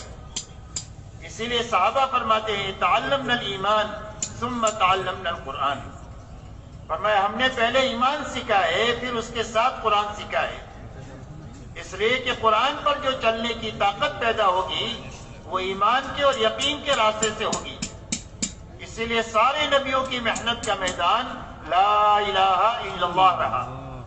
سارے نبیوں کی سب سے پہلی دعوت اس بات کی ہے کہ اپنے دل کا یقین یہ بناؤ کہ روئے زمین پر بسنے والے جتنے چھوٹے بڑے نقشے ہیں، ایک ذرے سے لے کر پہاڑ تک اور ایک چونٹی سے لے کر جبرائیل امین تک اور ایک قطرے سے لے کر ٹاٹے مارتے ہوئے سمندر تک اور ایک پیسے سے لے کر لاکھوں اربوں خربوں تک، ان سارے نقشوں کے ہاتھ میں نہ کسی کی زندگی کا بنانا ہے نہ کسی کی زندگی کا اجاڑنا ہے۔ بنانا اور اجاڑنا صرف تنے تنا ایک اللہ ہی کے ہاتھ میں ہے۔ سب سے پہلے اپنے دل کا یقین یہ بناؤ۔ তো বলেন যে ভাই দোস্ত, রাসূল পাক সাল্লাল্লাহু আলাইহি ওয়াসাল্লাম যে দিন থেকে নবুয়ত পাইলেন সেই দিন থেকে একবারে রাসূল পাক সাল্লাল্লাহু আলাইহি ওয়াসাল্লামের পুরা জিন্দেগিটা যেটা কাটাইছেন এবং হযরত সাহাবায়ে কেরাম রাদিয়াল্লাহু আনহুমের উপরে মেহনত করে ওনাদেরকে যে জিন্দেগি দিয়েছেন আর যে জিন্দেগি বানাইছেন, তো বলেন যে দোস্ত সেই জিন্দেগির বুনিয়াদটা কি, যে দিনই জিন্দেগি বলছে সেটার শুরুটা কোথা থেকে? তো বলছেন যে ভাই দোস্ত এটার শুরুই হইল বলেন যে লা ইলাহা ইল্লাল্লাহ, বলছেন যে সেই একিনের কলমা দিয়া বলেন যে একিনের কলমা নিয়ে আসছেন আর এটার উপরে মেহনত হয়েছে। বলেন যে ভাই সবচেয়ে প্রথম দিলের একিনকে সহি করবার জন্য মেহনত করছে। বলেন যে দোস্ত এই একিনের সহি যখন হয় তখন মানুষের মধ্যে দ্বীনের উপরে চলার বলেন যে তার মধ্যে যোগ্যতা আসে। এই জন্য হযরত সাহাবায়ে কেরাম রাদিয়াল্লাহু তাআলা আনহুম কি ফরমাইছেন যে আমরা তাআল্লামনাল কোরআন তাআল্লামনাল ঈমান সুম্মা তাআল্লামনাল কোরআন, আমরা আমরা সর্বপ্রথম ঈমান শিখছি এরপরে আমরা কোরআন শিখছি।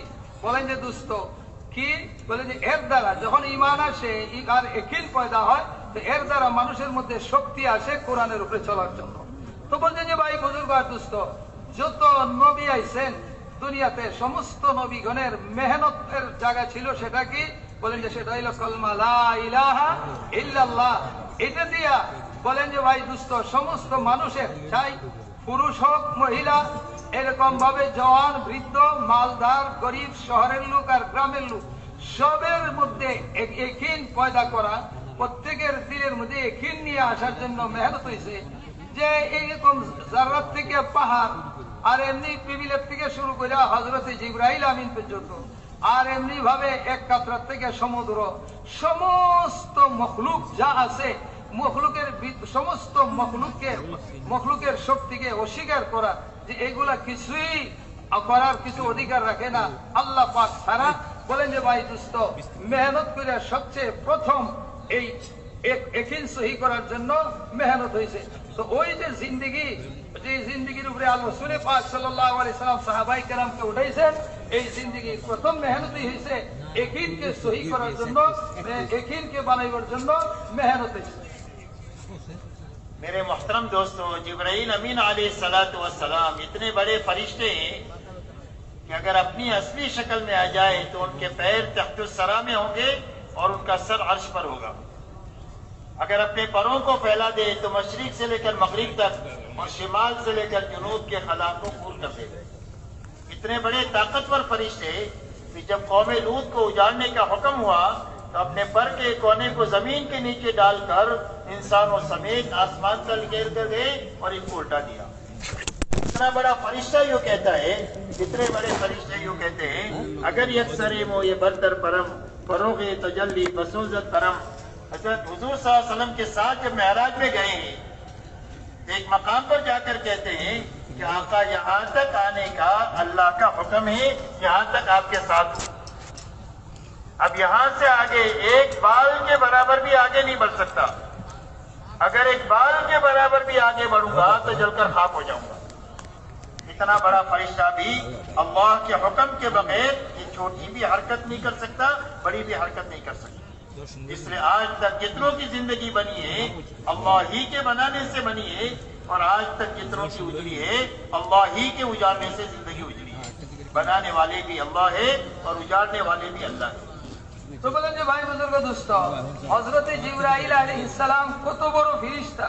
তো বলেন যে ভাই দোস্ত, হযরত জিবরাইল আলাইহিস সালাম যদি আসল ওনার যে সূরত এটার উপরে আসেন, তাহলে ওনার পা হবে একেবারে তাহতা সারা হয়ে যাবে, একবারে সর্বে নিচে, আর এই দিক দিয়ে উপরে আল্লাহর আরশে দিয়ে পৌঁছবে ওনার মাথা।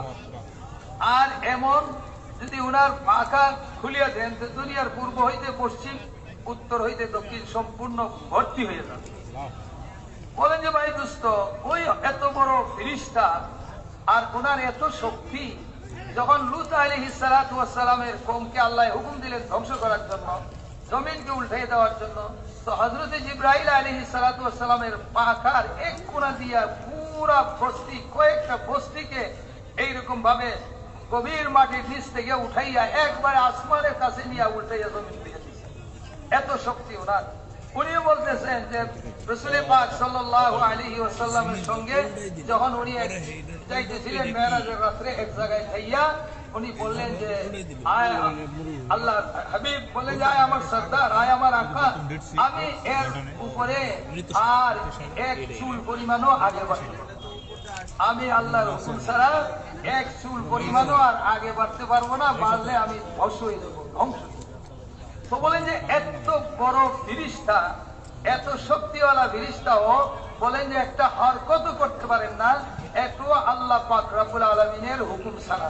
তো এই জন্য দোস্ত, এই পর্যন্ত যত মানুষের জিন্দেগি বনছে আর যত মানুষের জিন্দেগিকে এইরকম ভাবে ধ্বংস করে দেওয়া হয়েছে, এটা বিলকুল সব জিন্দেগি বানাইছেন আল্লাহ, ধ্বংস করছেন আল্লাহ। এই জন্য বানানেওয়ালা আল্লাহ এবং ধ্বংস করনেওয়ালাও আল্লাহ।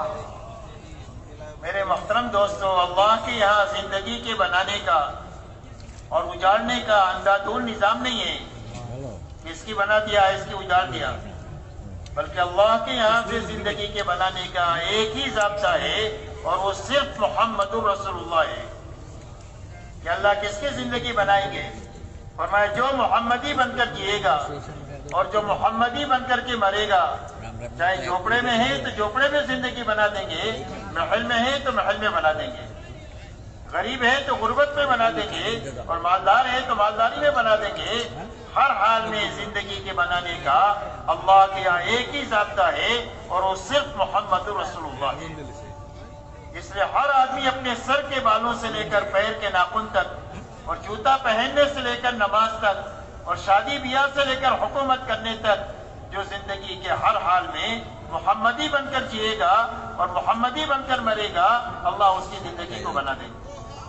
তো বলছেন যে ভাই দোস্ত, আল্লাহ পাক রব্বুল আলামিন যে মানুষের জিন্দেগিকে বানাইবেন, কামিয়াব করবেন, আর মানুষের জিন্দেগিকে ধ্বংস করে দিবেন, তো বলে যে এটা আন্ধাধুন্ধা না, এরকম কোনো আল্লাহর নিয়ম নাই যে বাস দিলেন একেবারে, যারে চাইলেন তারে ধ্বংস করে দিলেন, যারে চাইলেন আল্লাহ তাকে কামিয়াব করে দিলেন। আল্লাহর কোনো নিয়ম নাই, কানুন নাই, এরকম না।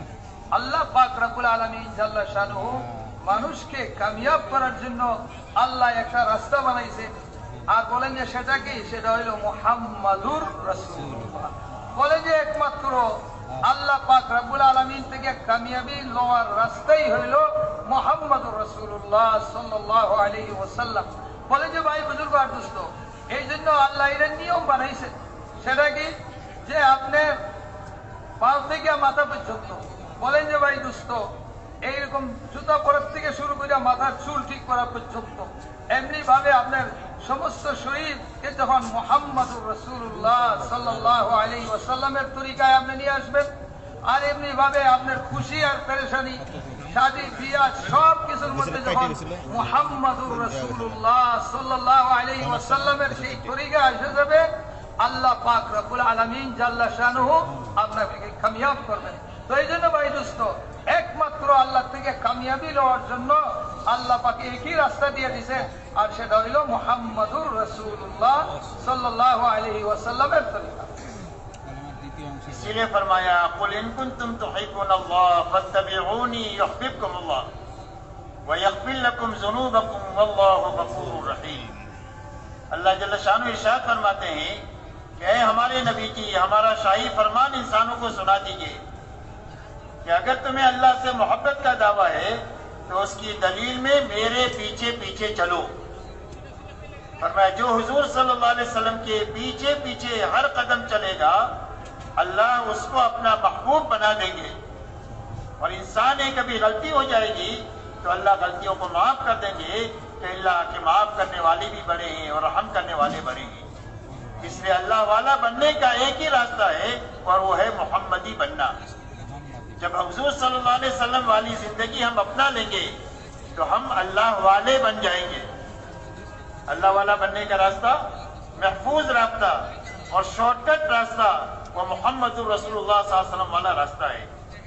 और जब अल्लाह वाले हो जाएंगे तो पूरा आलम हमारी खिदमत में लग जाएगा। मन कान लिल्लाहि कान अल्लाहु लहू, जो अल्लाह का हो जाता है अल्लाह उसके हो जाते हैं। और अल्लाह हमारे हो जाए तो सारा आलम हमारा है। इसलिए कि पूरे आलम पर सिर्फ अल्लाह ही की चलती है, किसी की भी इस पर नहीं चलती। इसीलिए एक अल्लाह वाले एक रास्ता जा रहे थे, सामने से एक आदमी अपनी औरत के साथ आ रहा था। अल्लाह वालों के पैर की ठोकर से मिट्टी उड़ी, उस औरत के कपड़े पर लग गई। इसके यार को गुस्सा आया, उसने उठाकर अल्लाह वालों को एक तमाचा मारा, लेकिन मारते ही धड़ाम से गिरा और मर गया। औरत ने शोर मचाया, मार दिया मार दिया मार दिया। लोग जमा हो गए, क्या हुआ क्या हुआ, कोई बताने वाला नहीं है। अल्लाह वालों ने कहा कि भाई हुआ कुछ नहीं है, ये तो यारों की बात है। इसके यार को गुस्सा आया, उसने मुझे मारा, और हमारे यार को गुस्सा आया, उसने उसका काम तमाम कर दिया। इसलिए कि अल्लाह ताला ने दो चीजों में ऐलान जंग किया है। मन आदा अली वलियन फक़द आज़नतुहु बिल हर्ब, हदीस कुदसी में फरमाया कि जो मेरे वली से दुश्मनी करे और जो मेरे वली को सताए, हमारा उसके साथ ऐलान जंग है, उसका बदला हम लेंगे। और फरमाया जो सूद में हाथ डाले, अल्लाह और उसके रसूल का उसके साथ में ऐलान जंग है। इसलिए मेरे दोस्तों, अल्लाह वाला बनने का शॉर्टकट रास्ता मोहम्मदुर रसूलुल्लाह है। हर ईमान वाला अल्लाह वाला बन सकता है। अगर मोहम्मदी बन जाए तो अल्लाह वाला बन जाएगा। तो आसान रास्ता है अपनी जिंदगी के हर मोड़ पर हुजूर सल्लल्लाहु अलैहि वसल्लम को सामने रख करके जीना। ये अल्लाह वाला बनने का ताकतवर रास्ता, आसान रास्ता और महफूज रास्ता है, और अल्लाह को अपने साथ करने का रास्ता है। তো বলতেছেন যে ভাই দোস্ত, এই জন্য আল্লাহ পাক রব্বুল আলামিন জাল্লা শানু ফরমান রাসূল পাক সাল্লাল্লাহু আলাইহি ওয়াসাল্লামকে যে আপনি এই আমার এই ফরমান শোনায়ে দেন আমার বান্দাদেরকে যে তোমরা যদি আল্লাহ পাক রব্বুল আলামিনকে ভালোবাসো তাহলে তোমরা আমার অনুসরণ করো। যদি তোমরা আমার অনুসরণ করো তাহলে আমার পিছে পিছে তোমরা যদি চলো তো আল্লাহ পাক রব্বুল আলামিন তোমাদেরকে ভালোবাসবেন, এবং যখন আল্লাহ ভালোবাসবেন তো তোমাদের গুনাহসমূহ আল্লাহ পাক রব্বুল আলামিন মাফ করে দিবেন। আর বলেন যে আল্লাহ বহুত মাফ করনেওয়ালা এবং রহম করনেওয়ালা। তো এই জন্য বলছেন যে ভাই আর বুজুর্গ আর দোস্ত, এখন আমাদের যদি আল্লাহ জাল্লা শানু পর্যন্ত পৌঁছতে হয়, আল্লাহ পর্যন্ত পৌঁছতে হইলে আর আল্লাহ পাক রব্বুল আলামিনের মাহবুব হইতে হইলে আমাদের জন্য রাস্তাটা কি হবে? বলেন যে আমাদের জন্য মাহফুজ রাস্তা এবং মজবুত রাস্তা হইল রাসূল পাক সাল্লাল্লাহু আলাইহি ওয়াসাল্লামের অনুসরণ তরিকা। তো বলেন যে ভাই বুজুর্গ দোস্ত, এই যে আল্লাহ পর্যন্ত পৌঁছার জন্য আর আল্লাহর ভালোবাসা আর মহব্বত পাওয়ার জন্য বলেন যে আমাদের কি করতে হবে? বলেন যে সব জায়গায় সব কামের মধ্যে রাসূল পাক সাল্লাল্লাহু আলাইহি ওয়াসাল্লামের কি করতে হবে? অনুসরণ আমাদের করতে হবে।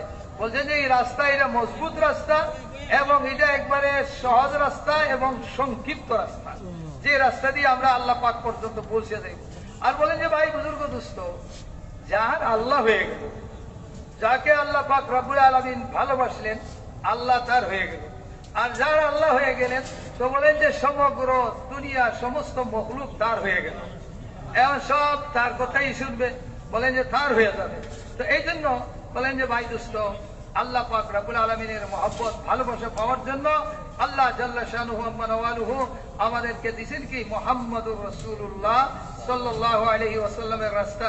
এই জন্য সব জায়গার মধ্যে সর্বক্ষেত্রে আমরা রাসূল পাক সাল্লাল্লাহু আলাইহি সাল্লামের অনুসরণ করতে হবে। করলেই কি হবে?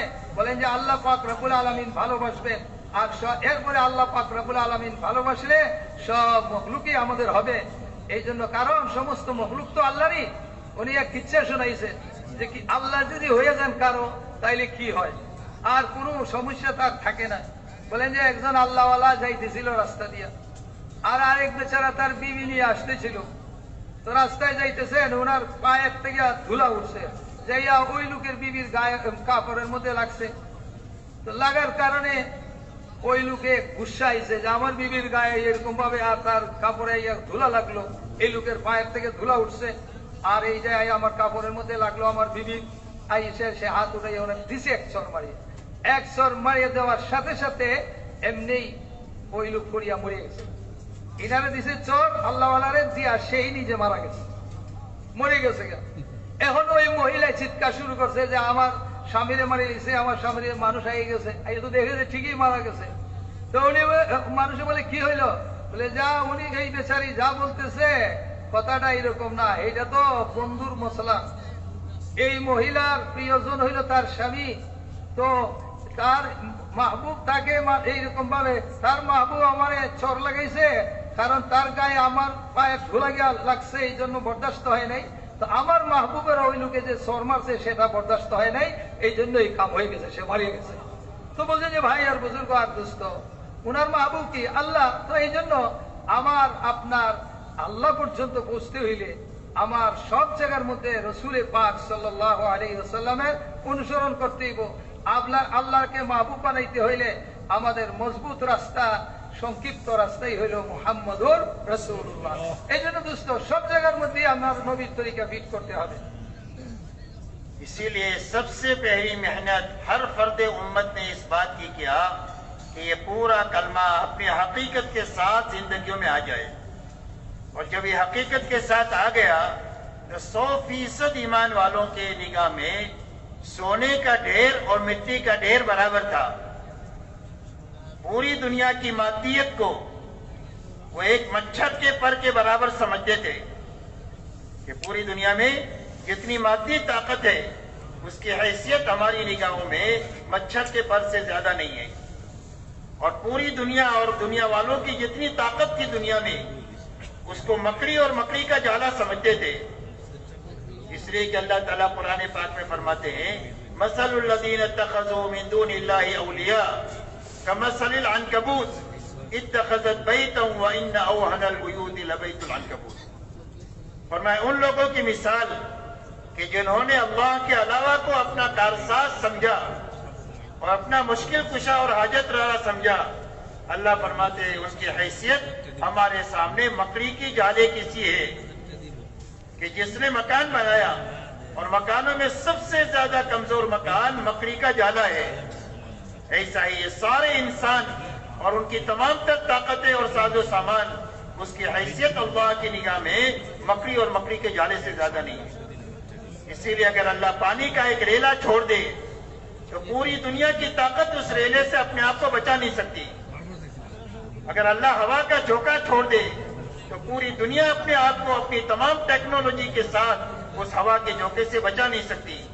और अगर अल्लाह आग का लावा दुनिया में निकाल दे तो पूरी दुनिया मिलकर के अपने आप को आग के लावे से बचा नहीं सकती।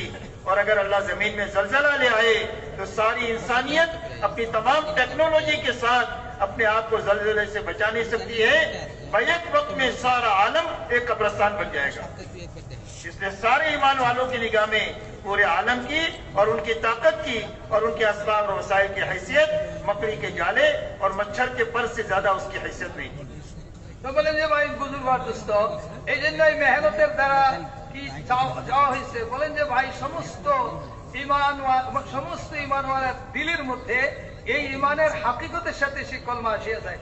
যখন এই মানুষের দিলের মধ্যে ইমানের হাকিকত আসে তো কি হয়? বলেন যে যখন মেহনত হয়েছে সাহাবায়ে কেরামের উপরে, তো ওনাদের মধ্যে কি হয়েছে? সবচেয়ে প্রথম যখন ইমান হাকিকতের সাথে আসছে তো ওনাদের সামনে স্বর্ণের চাক্কা আর মাটির তলা দুটোটা বরাবর ছিল। এটার মধ্যে ওনাদের কোনো পার্থক্য ছিল না যে এটার কোনো প্রভাব ওনাদের দিলের মধ্যে পড়ে।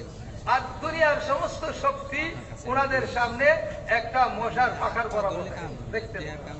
আর বলে যে ভাই দোস্ত, আল্লাহর মখলুকের যত শক্তি, সমস্ত শক্তি ওনাদের সামনে মাকড়সার জালের মতো। যেরকম আল্লাহ পাক রব্বুল আলামিন জাল্লা শানুহু কোরআন শরীফের মধ্যে দুস্থ বয়ান করছেন যে যারা আল্লাহ ব্যতীত অন্য কোনো মখলুককে তাদের প্রয়োজন পুরা করনেওয়ালা মনে করে, তাকে তাদের মুশকিলকে দূর করনেওয়ালা মনে করে, তাকে তাদের অলি বানাইছে, বলেন যে এদের দৃষ্টান্ত এরকম যে এরকম মাকড়সার ঘর। বলেন যে এক মাকড়সা ঘর বানাইলো, আর দুনিয়াতে যত ঘর আছে সব ঘরের মধ্যে সম্পূর্ণ দুর্বল ঘর হইল কার? মাকড়সার জাল। তো বলে যে দুনিয়ার সমস্ত শক্তি যখন ইমান হাকিকতের সাথে আসছে ওনাদের সামনে কি হয়েছে যে এটা একটা মাকড়সার জালের মতো হয়ে গেছে। আর এই মচ্ছর মানে মশার পাকার বরাবর শক্তি ওনাদের সামনে। ভাই আর বুজুর্গ আর দুস্থ, বলেন যে ইমান যখন হাকিকতের সাথে আসে তো বলেন যে এই দুনিয়ার সমস্ত যত মাদ্দি আসবাব আছে, যত সম্পদ আছে ওনাদের কাছে বলেন যে আর ওই ইমানওয়ালার কাছে এটার আর কোনো মূল্য থাকে না। দুনিয়ার শক্তির কোনো কিছুই থাকে না। আল্লাহর শক্তির সামনে দুনিয়ার শক্তির কোনো মূল্য নেই। দুনিয়ার শক্তি এটা মশার কি মাকড়সার জালের চেয়ে আরো দুর্বল। কারণ বলেন যে দুস্থ, আল্লাহ পাক রব্বুল আলামিন যদি সমুদ্র থেকে একটা বিশাল ঢেউ নিয়ে আসে তো দুনিয়ার যত টেকনোলজি আছে সব খতম হয়ে যাব। সমস্ত বুদ্ধিওয়ালাদের বুদ্ধি দিয়ে যা কিছু আছে সেটার থেকে কি সে রক্ষা করতে পারবে? বলেন যে যদি আল্লাহ একটা বাতাসের ঝটকা ছাড়িয়ে দেন, বলেন যে যদি ঝটকা আসিয়া যায় বাতাসে, দুনিয়ার সমস্ত টেকনোলজিওয়ালারা টেকনোলজি সব ফেল হয়ে যাব, কিন্তু এই বাতাস থেকে কাউকে রক্ষা করতে পারবে না। ঠিক এমনি ভাবে বলে যে যদি এইরকম আগুন বাড়িয়ে আসে, আগুনের লিলিহান যদি ছুটে, তাহলে দুনিয়ার সেই সমস্ত যত শক্তি আছে সেটা দিয়ে কি সেই আগুন থেকে বাঁচতে পারবে? বাঁচার সুযোগ নাই। এমনি ভাবে যদি দুস্থ এইরকম জমিনের মধ্যে ভূমিকম্প শুরু হয়ে যায় তো একই সাথে সারা দুনিয়া কবরস্থানে পরিণত হয়ে যাবে, কেউ এটার থেকে রক্ষা করতে পারবে না। তো এই জন্য দুস্থ আল্লাহ ব্যতীত যত শক্তি আছে সমস্ত শক্তি এইরকম দুর্বল, কমজোর।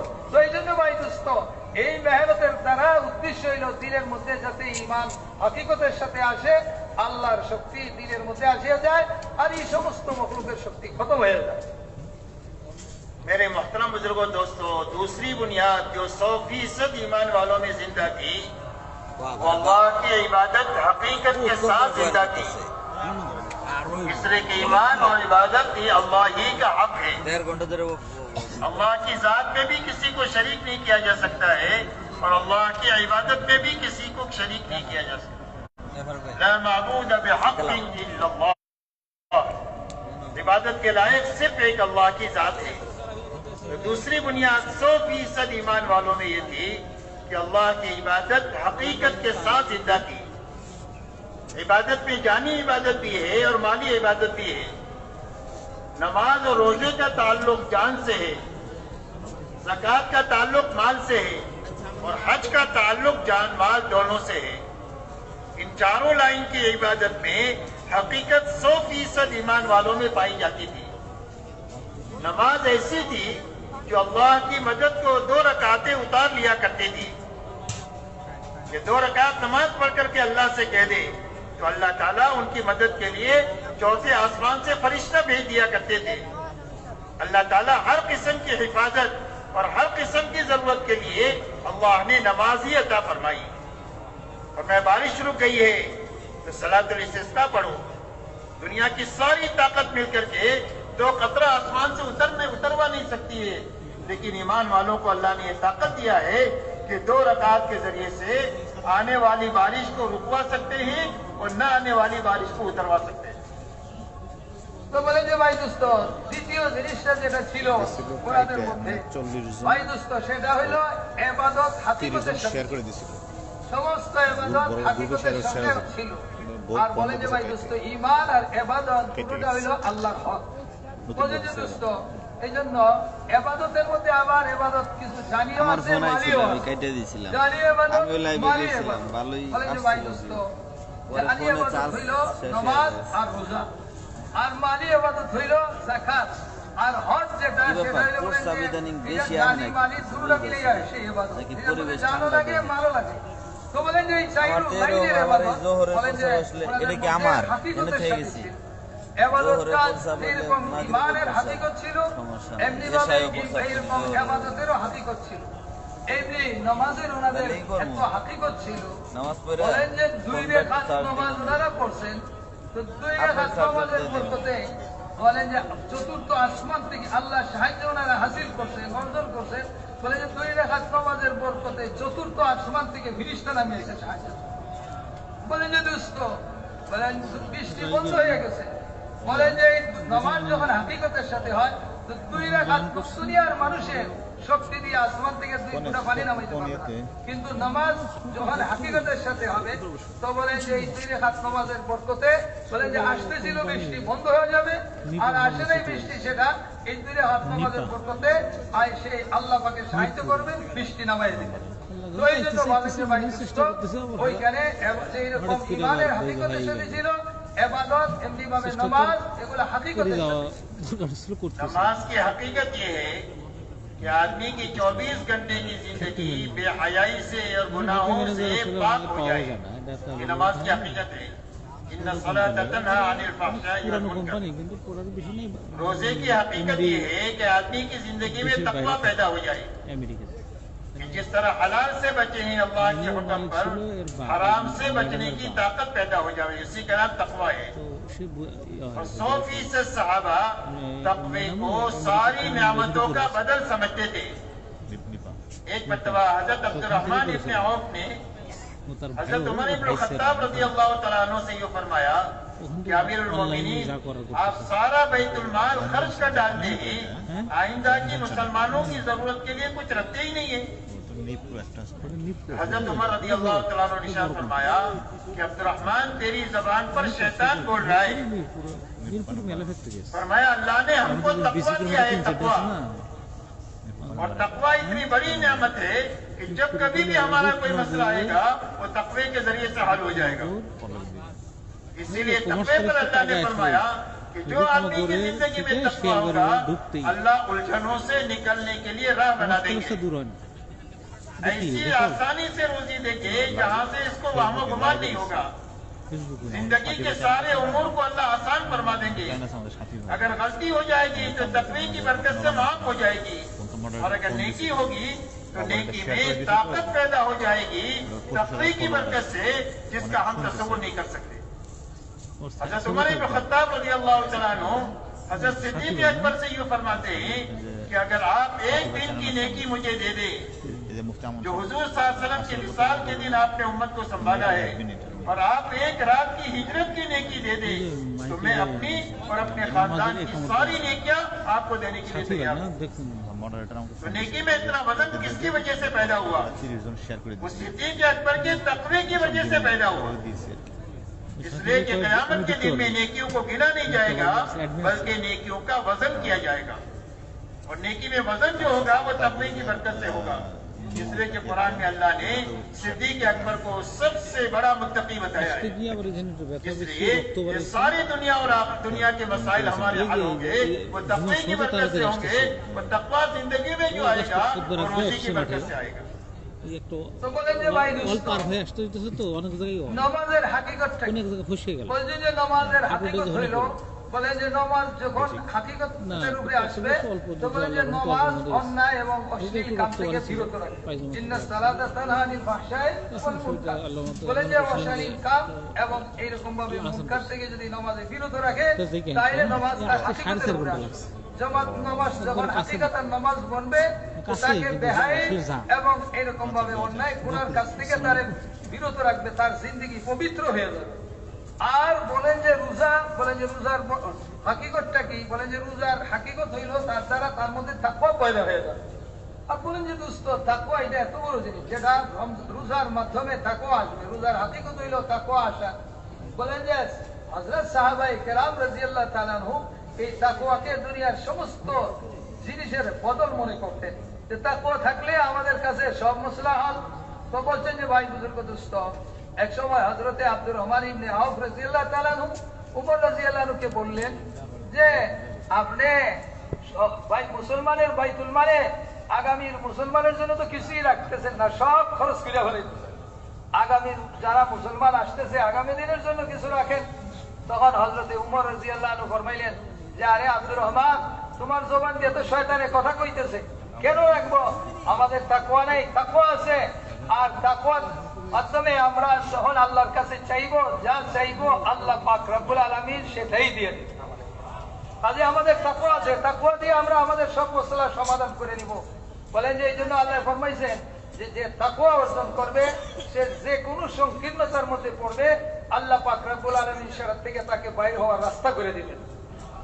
যে তাকওয়া হাসিল করব এমন জায়গা থেকে আল্লাহ পাক রব্বুল আলামিন তাকে রুজি দিবেন, রিজিক দিবেন যে তার কল্পনার বাইরে, কল্পনাতীত রিজিক সে পাইতে থাকবে। আর বলেন যে ভাই দোস্ত, তাকওয়ার বরকতে যদি সে কোনো গুনাহ করেও ফেলায়, ভুলে কোনো গুনাহ হয়েছে তার, তো বলেন যে ভাই দোস্ত তার গুনাহটা আল্লাহ পাক রব্বুল আলামিন জাল্লা শানহু মাফ করে দিবেন। আর বলেন যে ভাই দোস্ত আর কি হবে? বলেন যে তাকওয়া যখন তার মধ্যে পয়দা হবে, তাকওয়া হবে কিসের দ্বারা? বলেন যে এই তাকওয়ার দ্বারা তার নেকির মধ্যে, আমলের মধ্যে ওজন পয়দা হবে, ভারী হবে। তো বলছেন যে ভাই বুজুর্গ আর দোস্ত, যে নেক কাম করবে সেটা ওজনই হয়ে যাবে। আর বলছেন যে ভাই দোস্ত আর বুজুর্গ, কিয়ামতের দিন যে মিজানে পাল্লার মধ্যে যে হিসাব হবে, বলেন যে আমলের সংখ্যা গোনা হবে না, বলকে আমলকে ওজন করা হবে। আর আমল যে ওজনই হবে সেটা তাকওয়ার মাধ্যমে হবে। আর একটা বলছে যে ভাই আর বুজুর্গ দোস্ত, এই জন্য হযরতে আবু বকর সিদ্দিক রাদিয়াল্লাহু আনহু সম্পর্কে আসছে যে হযরত উমর রাদিয়াল্লাহু তাআলা আনহু উনাকে বলতেন যে আপনার যদি একটা দিনের ইবাদত আমাকে দিয়ে দেন, একটা দিনের নেকি যদি আপনি আমাকে দিয়ে দেন, তো আমার পুরা জিন্দেগীর সব নেকি আপনারে দিয়ে তৈরি আছি। বলেন যে কেন ওনার এত ইবাদতের মধ্যে কেন এত শক্তি পয়দা হইল? যে উনি সবচেয়ে বড় মুত্তাকি ছিলেন, এই জন্য ওনার মধ্যে সবচেয়ে বেশি তাকওয়া ছিল। আল্লাহ পাক রব্বুল আলামিন জাল্লা শানহু ওনাকে কি করছেন? বলেন যে ভাই বুজুর্গ আর দোস্ত কি এই ওনার আমলে উজরি বানাই দিয়েছেন। এই জন্য রোজার মাধ্যমে, রোজার বরকতে, রোজার হাকিকতে যখন আসবে তো আমাদের মধ্যে তাকওয়া পয়দা হয়ে যাবে। আর পিছনে একটা কথা রয়ে গেছিল ভাই দোস্ত, আগে বলছিলেন ওই পিছনে আদরের দিন যদি হয়ে যায় তো আল্লাহর সাহায্য তো আসবেই না, বলকে আল্লাহ পাকের পক্ষ থেকে, আল্লাহ পাকের আশাতে আল্লাহ আরো নারাজ হবেন, আল্লাহর পক্ষ থেকে পাকড় আসবে। বলেন যে ভাই কি হবে? বলেন যে আল্লাহর সাথে যুদ্ধ ঘোষণা হয়ে যাবে। আর যুদ্ধ ঘোষণা হয় দুইটা জিনিসের, বলেন দুইটার কারণে। একটা হইল বলছেন যে যখন কেউ যদি আল্লাহর ওলির সাথে দুশ্মনী করে তো আল্লাহ পাকে বলেন যে সে আমার সাথে যুদ্ধ ঘোষণা করবে। আর দ্বিতীয় ওটা বলছেন যে কেউ যদি সুদের মুআমেলা করে তো আল্লাহ এবং আল্লাহ রসুলের সাথে তার যুদ্ধ ঘোষণা হয়ে যায়। ज़कात की गायत यह है कि आदमी के अंदर का बुख्ल खत्म हो जाए, इसलिए कि बुख्ल जहन्नम का दरख्त है और सखावत जन्नत का दरख्त है। हज की गायत यह है कि आदमी की जिंदगी में कामिल इताअत जिंदा हो जाए, तो यह इबादत में हकीकत पैदा हो जाए। इसलिए कि अल्लाह के खजानों के से लेने का रास्ता इबादत का है। इय्याका नअबुदु व इय्याका नस्तईन, अल्लाह तुझी तेरी ही इबादत करेंगे और तुझी से हम मदद चाहेंगे। या अय्युहल्लज़ीना आमनुस्तईनु बिस्सब्रि वस्सलाह, हे ईमान वालो अल्लाह से मदद तलब करो नमाज के जरिए से और सब्र के जरिए से। दुनिया के तमाम तर ताकतों से वो काम नहीं होगा जो 2 रकात बनी हुई नमाज से काम हो जाएगा। इसलिए हमारी मेहनत में अपनी इबादत को जानदार बनाने की ये मेहनत है। जिंदगी के सारे रजाइल निकलेंगे वो इबादत के रास्ते से निकलेंगे, और जिंदगी में सारे खसाइल और अच्छाइयाँ जिंदगी में जो आएगी वो इबादत के रास्ते से आएगी। তো বলে যে ভাই বুজুর্গ দোস্ত, আর যাকাতের দ্বারা কি হবে? বলে যে যাকাতের দ্বারা মানুষের থেকে বখিলি দূর হয়ে যাবে। বলেন যে দোস্ত বখিলি এমন এক জিনিস, বলেন যে সেটাই মানুষকে জাহান্নামের মধ্যে নিয়ে পৌঁছাবে। তো বলে যে জাহান্নামের দরজা বন্ধ হবে, বলে যে যখন যাকাত আদায় করতে থাকবে, তো যাকাতের মাধ্যমে বখিলি দূর হইয়া সাখাওয়াত আসবে। আর এরপরে হইলো হজ। বলেন যে হজের মাধ্যমে, হজের গায়েবটা কি? বলে যে হজের দ্বারা জিন্দেগি পুরাটা আল্লাহ পাকের হুকুম মানার যোগ্যতা আসিয়া যাবে, আল্লাহর হুকুম আসবে। তো বলেন যে ভাই দোস্ত এরপরে যখন ইবাদত কি হয়ে যাবে? বলেন যে ইবাদতটা যখন হাকিকতের উপরে হবে তো এই ইবাদতের মাধ্যমে আল্লাহ পাক রব্বুল আলামিনের খাজানার থেকে আমরা নিতে পারবো এবং আল্লাহ পাকের সাহায্য আসতে থাকবে। এই জন্য বলছে যে ভাই আর বুজুর্গ, আল্লাহ পাকে বলতেছেন ইয়াকা না'বুদু ওয়া ইয়াকা নাস্তাঈন। ইবাদত আগে দোস্ত বলে যে ইবাদত করব, এরপরে আল্লাহ পাক রব্বুল আলামিনের পক্ষ থেকে আমরা সাহায্য পাইব। সাহায্য প্রাপ্ত হইতে হলে ইবাদতকে হাকিকতের সাথে আনতে হবে। এমনি ভাবে আল্লাহ বলেন ইন্নাস সালাত ওয়াস্তাঈনু বিস-সাবরি ওয়াস-সালাহ, আল্লাহ থেকে সাহায্য নাও, মদদ হাসিল করো নামাজ এবং সবরের মাধ্যমে। তো এই জন্য দোস্ত বলতেছেন এই মেহনতের দ্বারা ইবাদত যাতে আমাদের হাকিকতের মধ্যে আসিয়া যায়, মেহনত এই জন্য চলতেছে যে ইবাদত যখন হাকিকতের সাথে আসবে তখন আমরা সর্ব জায়গায় সর্বক্ষেত্রে আমরা আল্লাহ পাকের সাহায্য প্রাপ্ত হয়ে যাব। इसीलिए 100% ईमान वालों में इबादत हकीकत के साथ जिंदा थी। इस बात का तस्वुर नहीं हो सकता है कि मुसलमान हो और बेनमाजी हो, मुसलमान हो रोजा न रखे, मुसलमान और ज़कात न दे, मुसलमान हो और हज फर्ज है और हज न अदा करे, इसका तस्वुर नहीं हो सकता था। इसलिए इबादत अपनी हकीकत के साथ जिंदा थी। তো বলেন যে ভাই দোস্ত উম্মতের মধ্যে হাকিকতের সাথে 100% ইবাদত জিন্দা ছিল। বলে যে এটা তো কল্পনাই করে যেত না যে একজন ঈমানওয়ালা আর সে নামাজ পড়ে না, একজন ঈমানওয়ালা ঈমানদার সে রোজা রাখে না, একজন ঈমানদার সে যাকাত দেয় না, একজন ঈমানদার তার উপরে হজ ফরজ হয়েছে অথচ সে হজ করে না। বলে যে সেটা তো কল্পনাই করা যেত না। এই জন্য দোস্ত যে সেখানে ইবাদত হাকিকতের সাথে জিন্দা ছিল। এই জন্য আমাদের কি করতে হবে যে মেহনত করে 100% হাকিকতের সাথে ইবাদতকে জিন্দা করতে হবে। उसी के साथ 100% ईमान वालों की मुआशरत पाकीज़ा थी। इसलिए कि हुजूर सल्लल्लाहु अलैहि वसल्लम की जब बिअसत हुई है तो ज़माने जाहिलियत में हुई है, लोगों में जहालत आखिरी दर्जे की थी। तो ये जहालत जो कटी है वो आपकी हुस्न मुआशरत के जरिए से कटी है। और हुस्न मुआशरत के माना यह है कि हर फर्द उम्मत में एक दूसरे के हुकूक की अदायगी आ जावे। इसलिए कि दुनिया में जितने ताल्लुकात है इतने हुकूक है, माँ बाप है और बच्चे हैं, मियाँ है और बीवी है, सेठ है और नौकर है, हाकिम है और रइयत है, ये सारे ताल्लुकात है। तो जितने ताल्लुकात है इतने हुकूक है। जब हुकूक की अदायगी के साथ जीना हो जाएगा तो पूरी दुनिया जन्नत का नमूना बन जाएगी। और जब हुकूमत और जब ताल्लुकात के जो हुकूक है जब अदा नहीं होंगे तो पूरी जो दुनिया जहन्नम का अखाड़ा बन जाएगी और जंग का अखाड़ा बन जाएगी। इसलिए कि हुकूक की अदायगी के जरिए से पूरी उम्मत ऐसी बन जाती है जैसा कि एक जिस्म होता है। हदीस पाक में इरशाद फरमाया कि ईमान वालों की मिसाल एक दूसरे के साथ मोहब्बत करने में, एक दूसरे के काम आने में और एक दूसरे की भलाई चाहने में ऐसी है जैसा कि एक जिस्म होता है। जिस्म के सारे आज़ा, उसका काम भी अलग है, शक्ल भी अलग है, लेकिन इनके आपस में इतना जोड़ है कि अगर पैर को ठोकर लग जाए तो पूरा जिस्म उसकी तकलीफ को महसूस करता है। और अगर इंसान अच्छा खाना खा ले या रात को सो जाए तो पूरा जिस्म उसकी लज्जत और राहत को महसूस करता है। और ऐसी ही सारे ईमान वालों की मिसाल है। তো বলছেন যে ভাই দুস্থ আর বুজুর্গ বলেন যে ইবাদত তো হাকিকতের সাথে ছিল, এর সাথে সাথে বলেন যে হুসনে মাশিরত, রেহেন সেহেনটা ওনাদের সুন্দর ছিল। বলেন ঈমানওয়ালার মধ্যে একবারে 100% এরকম ছিল। কারণ রাসূল পাক সাল্লাল্লাহু আলাইহি ওয়াসাল্লাম দুনিয়াতে আসছেন যে সময়ের মধ্যে জিহালতের যুগ ছিল, অন্ধকারের যুগ ছিল আর অজ্ঞতা ছিল। সেই সময়ের মধ্যে এই যে অজ্ঞতা এটা দূর হইল, আর এই জেহালত দূর হইল কেমনে? বলেন যে এটা হুসনে মাশিরতে রাসূল পাক সাল্লাল্লাহু আলাইহি ওয়াসাল্লাম যে মাশিরতকে জিন্দা করছেন এইটার দ্বারাই এটা খতম হয়ে গেছে। এই জেহালত দূর হয়েছে মানুষের ভিতর থেকে। আর বলেন যে মহব্বতের জিন্দেগি আসছে। বলেন যে হুসনে মাশিরত কাকে বলে? বলেন যে প্রত্যেকে একে অন্যের হক আদায় করতে পারবো, প্রত্যেকে তার উপরে যত হক আছে সব হক আদায় করে দিবে। আর হকটা বলেন যে মানুষের উপরে কত হক? বলেন যে যত সম্পর্ক তার বাড়তে থাকবে ততই বাড়বে, মানে তার মধ্যে হক আসতে থাকবে। বলেন যে এক জায়গা যেমন একটা সম্পর্ক হইলো এদিক দিয়ে মা বাপ আর সন্তান, এরপরে আরেকটা যেমন সম্পর্ক তার মধ্যে এসে গেল মিয়া বিবি স্বামী স্ত্রী, বলেন এরপরে আসিয়া গেল আত্মীয় স্বজন, এমনি ভাবে এরপরে আসিয়া গেল যে ইনি বাদশাহ ইনি প্রজা, এইরকম ভাবে ইনি হইলেন কি মালিক আর ইনি হইল তার চাকর নৌকর, এইরকম ভাবে মানুষের মধ্যে কি হয় বলেন যে সম্পর্ক আসে। আর এই সম্পর্ক হিসাবে তার উপরে হক আসে। তো একজন যখন অন্যজনের হক আদায় করতে থাকে, প্রত্যেক হকদারের হক সে আদায় করতে থাকে, তো বলেন যে এর মাধ্যমে বলেন হোসনে মাশিরত আসে, আর অজ্ঞতা দূর হয়।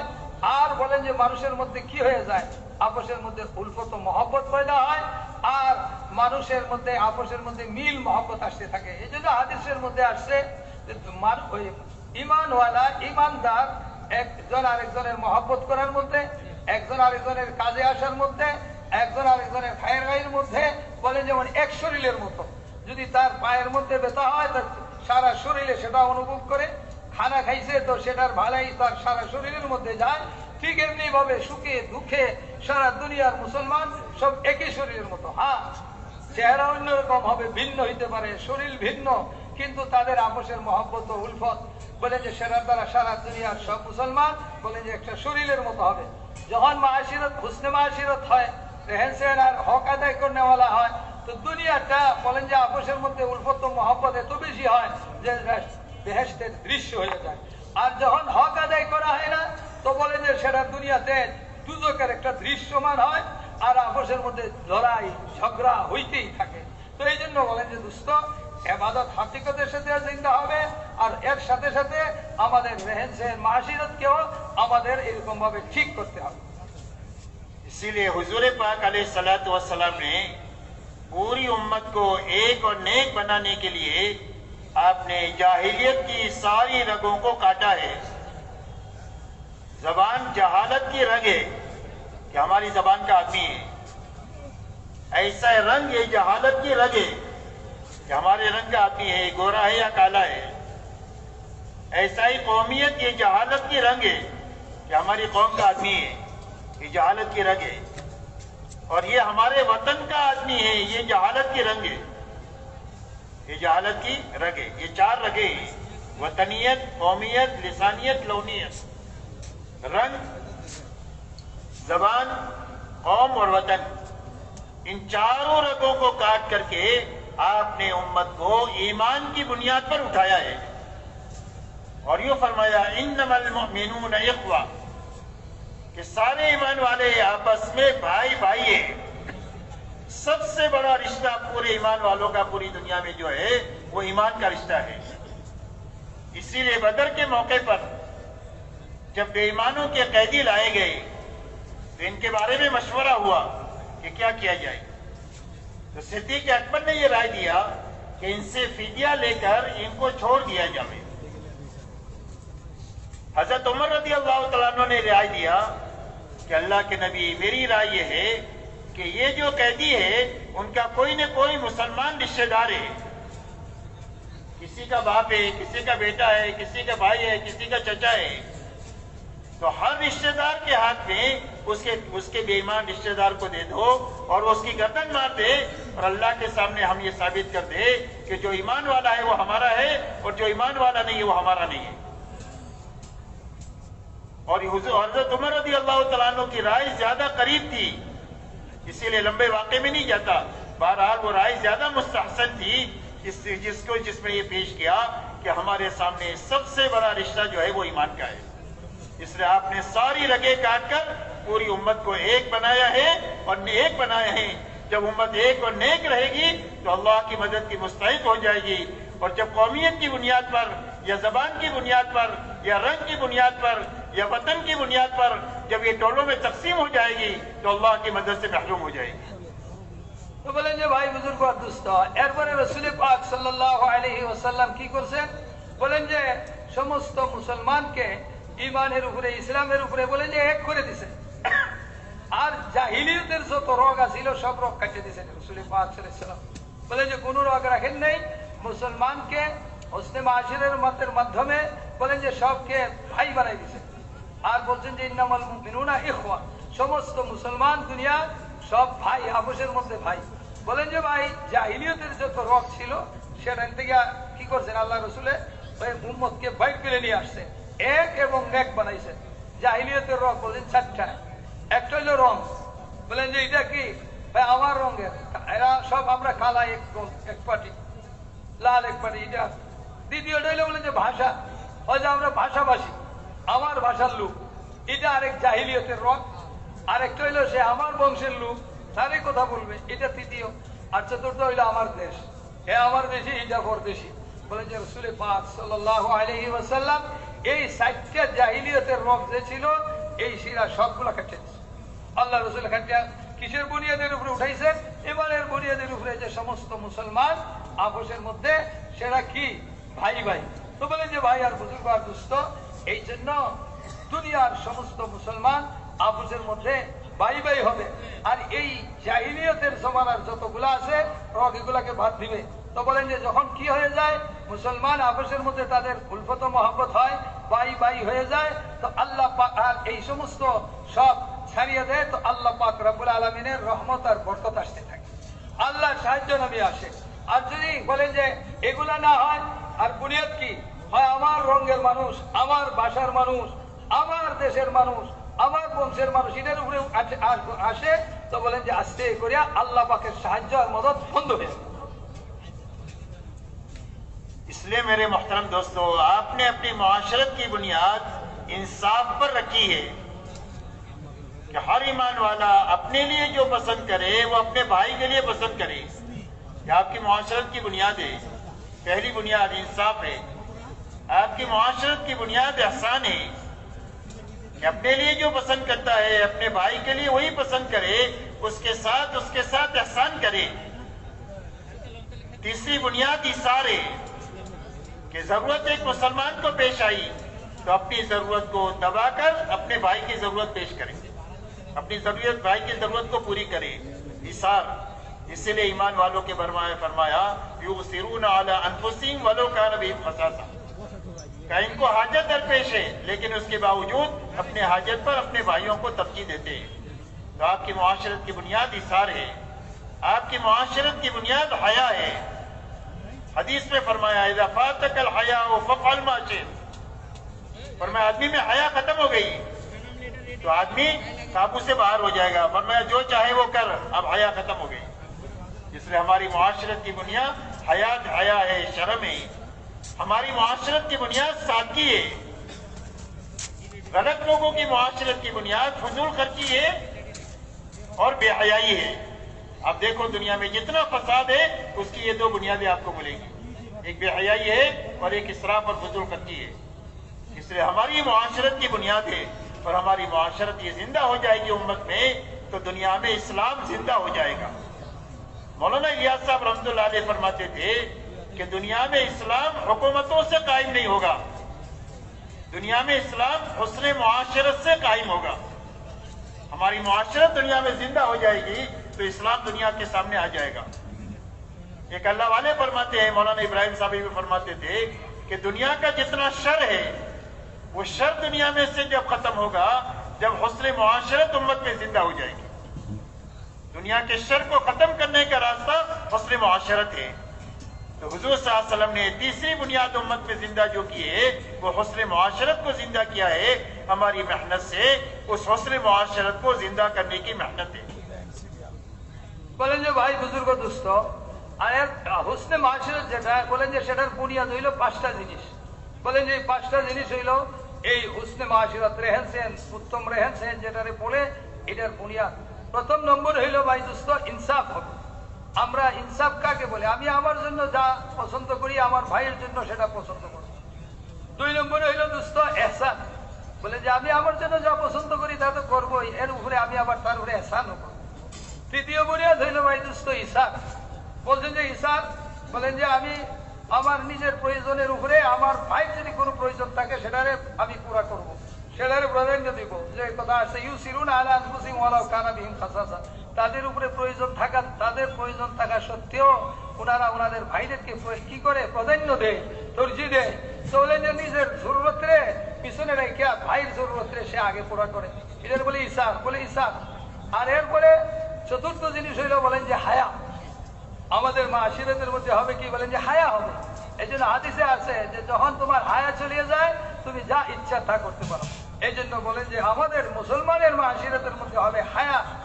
আর 5 নম্বরে হইলো বলেন যে সাদিগি, বলেন যে সাদাসিধি ভাবে হবে আমাদের চলাফেরা, সবকিছু সাদিগির সাথে হবে, স্বাভাবিকভাবে হবে, ফুজুল হবে না, সীমার অতিরিক্ত খরচ হবে না। বলেন যে বাতিল যে দুষ্ট, বলেন যে এই বাতিল যেটা, বলেন যে বাতিলের বুনিয়াদি হইল দুইটা জিনিস, সেটা হইলো বেহায়াই আর হইলো ফুজুল খরচি, সীমা ইসরাফ করার মধ্যে।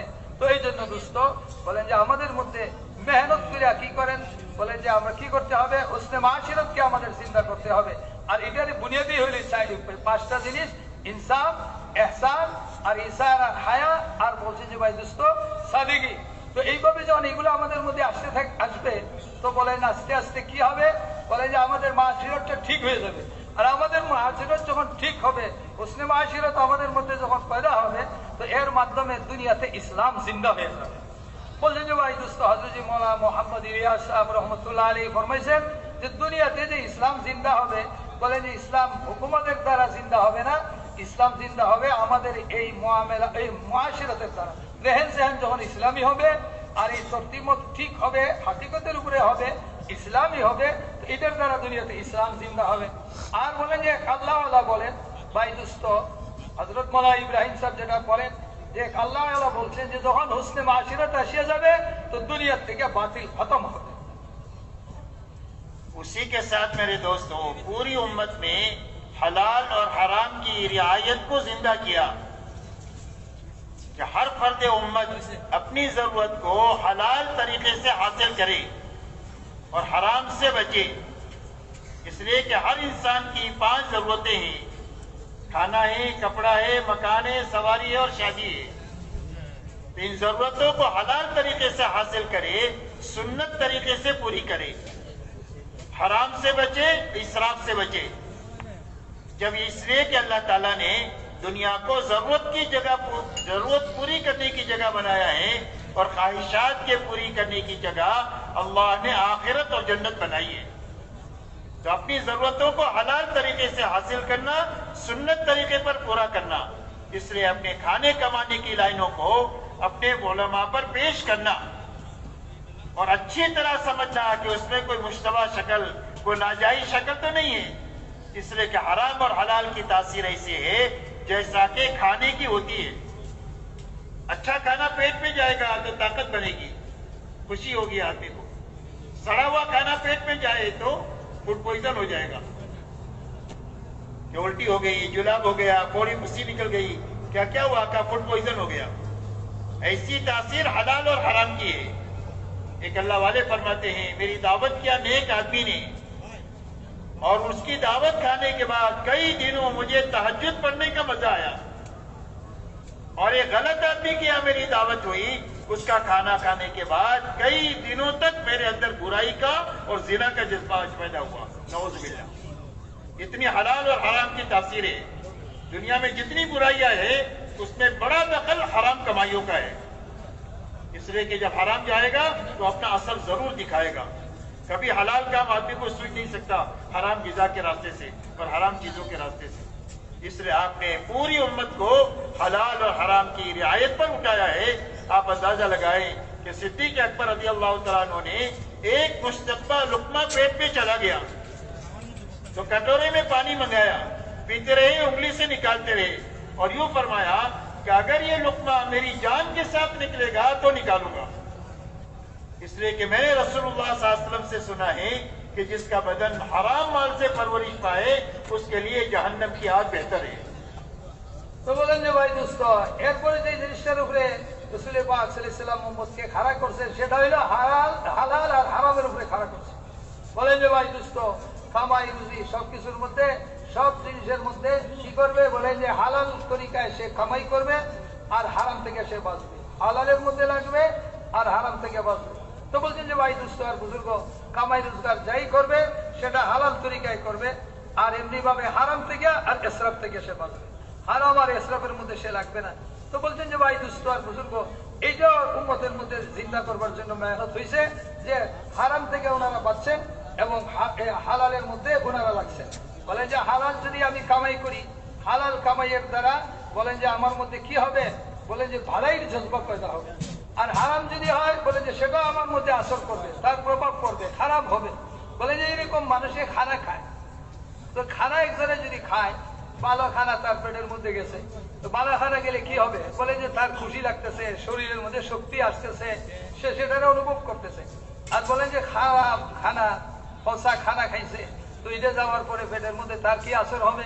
বলেন যে এখন পেট নষ্ট হয়েছে, পেট খারাপ হয়েছে, দাস্ত হইতেছে, উল্টি বমি হইতেছে, বমি আসতেছে, কারণ এটা ওই যে সে খানা খাইছে, খারাপ খানা, এটা যে পেটে গেছে, এটার আসর। তো এমনি ভাবে একজনে যদি হালাল খায় তাইলে এটারও সে কি পাবে? বলে যে এটার জন্য তার ভালো কাম করার জজবা তার মধ্যে পয়দা হবে। আর একজনে যদি হারাম খায় তাহলে হারামের দ্বারা তার মধ্যে খারাপির জজবা পয়দা হবে।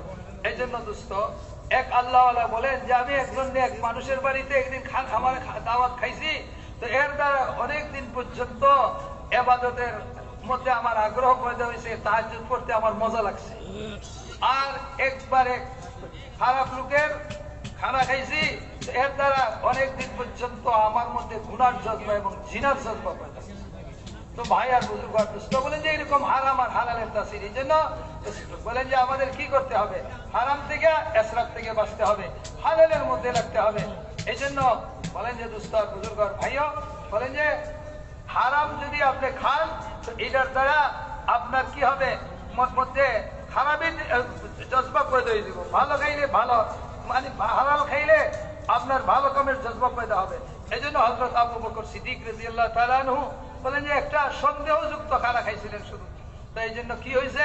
বলেন যে এটারে পেট থেকে বাইর করবার জন্য উনি বহু চেষ্টা করছেন, এরপরে বাইর হয় না, তো এটারে পানি দিয়া, পানি পান করে এটারে পেটের ভিতর থেকে বাইর করছেন। আর বলছেন এটা যে হারাম তাও না, সন্দেহযুক্ত খানা ছিল। বলেন যে দুষ্ট, যে যদি আবু বকরের জন্য ফরমান যে আমার জান বাড়িয়ে যেত এই লুকমা বাইর করতে, তো আমি আমার জান দিয়াও আমি এই লুকমারে পেট থেকে বাইর করতাম। কারণ রাসূল পাক সাল্লাল্লাহু আলাইহি ওয়াসাল্লাম ফরমাইছে যেই শরীর হারাম খানার দ্বারা বলতে সেটার দুজকি সেটার জন্য বেশি উপযুক্ত। এই জন্য বলছে যে ভাই দোস্ত, আমার হালাল আর হারাম সেটা বোঝার জন্য ওলামাদের কাছে আমার কামাই রোজগার পেশ করতে হবে, যাতে আমি সন্দেহজনক থেকে বাঁচতে পারি, হারাম থেকে বাঁচতে পারি। এই জন্য ওলামাদের থেকে জানিয়ে আমরা এটার থেকে বাঁচতে হবে। जब मेरे मोहतरम दोस्तों पूरी उम्मत में कलमा ठीक हो गया और इबादत की लाइन ठीक हो गई और मुआशरत में पाकीज़गी आ गई और मामलात में सफाई, सच्चाई और अमानतदारी आ गई, तो अब जिंदगियों में अखलाक के फल लग गए। जैसे दरख्त पर फल लग जाते हैं तो दरख्त की कीमत आ जाती है, ऐसा ही जिंदगियों में अखलाक जिंदा हो गए। तो अखलाक के जिंदा होने की क्या माना है? अखलाक के जिंदा होने के माना यह है कि हुजूर सल्लल्लाहु अलैहि वसल्लम इरशाद फरमाते हैं कि अव्वलीन और आखिरीन के अखलाक ये है। सबसे पहली बात यह है कि जो तुम्हारे साथ बुराई करे उसके साथ भलाई करो, जो तुम्हारे पर जुल्म ज्यादती करे इसको दरगुजर करो, माफ करो, इसलिए कि बदला लेना मुश्किल है और माफ करना आसान है। पर मैं जो तुम्हारे साथ रिश्तेदारी को तोड़े उसके साथ रिश्तेदारी को जोड़ो, इसलिए कि सिला रहमी कल क़यामत के दिन अल्लाह से कहेगी कि अल्लाह जिसने मुझे जोड़ा अपनी रहमत से जोड़ दे और जिसने मुझे काटा अपनी रहमत से इसको काट दे। और चौथी चीज फरमाई, जो तुम्हें अपनी अता से महरूम रखे उसको खिलाओ पिलाओ। अव्वलीन और आखिरीन के अखलाक है। हुजूर पाक अलैहिस्सलातु वस्सलाम की पूरी जिंदगी इसी अखलाक का नमूना है। आपने कभी भी अपनी जात के लिए किसी से बदला नहीं लिया। जब आप फातिहाना तौर पर मक्का मुकर्रमा में दाखिल हुए हैं अपने 10,000 सहाबा की जमात के साथ में, तो आपने मक्का में वो लोग हैं जिन्होंने आपके रास्ते में कांटे बिछाए हैं, आपके ऊपर ऊंट की होड़ डाली है, आपकी बेटी हज़रत ज़ैनब को नेज़ा मारा है, आपके खब्बाब को, कुबैब को, अम्मार को, उमैर और यासिर को और सुमैया को रज़ी अल्लाह अन्हुम को तकलीफें पहुंचाई और शहीद किया है, लेकिन आपने किसी से बदला नहीं लिया। आपने बैतुल्लाह की चौखट पकड़ करके ये फरमाया, ये बताओ मैं तुम्हारे साथ क्या मामला करूंगा? तो मक्के वालों ने यूं कहा, अकुन करीम व इब्न अखिन करीम, फरमाया आप तो भले हैं और भलों की औलाद है, आपसे हम भलाई की उम्मीद रखते हैं।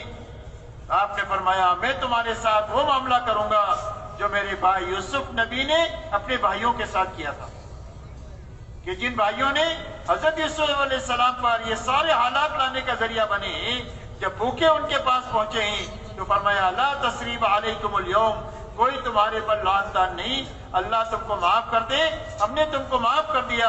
आपने मक्के वालों से कहा अंतुम तुलका, जाओ तुम सारे के सारे आजाद हो।